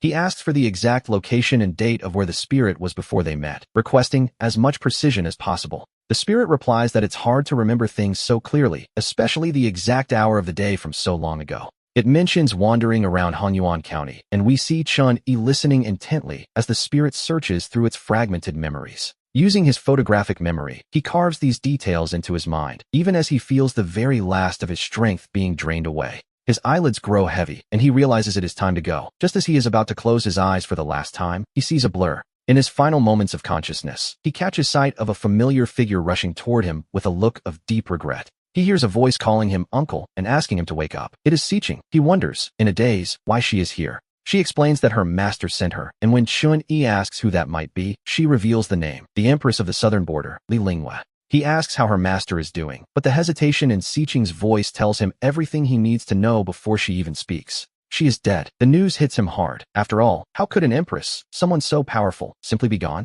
He wonders how such strength could fail, and so Siqing begins to tell him about the brutal warriors over at Firmament Ridge. It wasn't just the Empress. Even the Sword Master, known as the strongest of the 5 Jades, perished after exhausting his life force to slay 3 entire groups. We learn that the war is far from over. The top-tier powers have wiped each other out, leaving a void that the world is struggling to fill. First, the high-ranking leaders fell, then the middle ranks, and now the common soldiers are being ground away with no end in sight. There are no winners in this war. Siqing calls him uncle once more and hands him a letter her master intended for her dear Chun. The letter says she doesn't need to hide her heart from him anymore, mentioning a plan she and the sword master have set for tomorrow. Everything depends on whether they can take the city, yet she admits to having a dark premonition about what is to come. She wrote this hoping Siqing would find him, thanking the sword master for finally revealing who Chun-Yi had become in this life. After searching for him for half a lifetime, she had finally found where he was, a bittersweet victory, to be sure. Through the letter, we see the journey of Li Linghua's life, fleeing a marriage, surviving a fall from a cliff, and her eventual rise to power.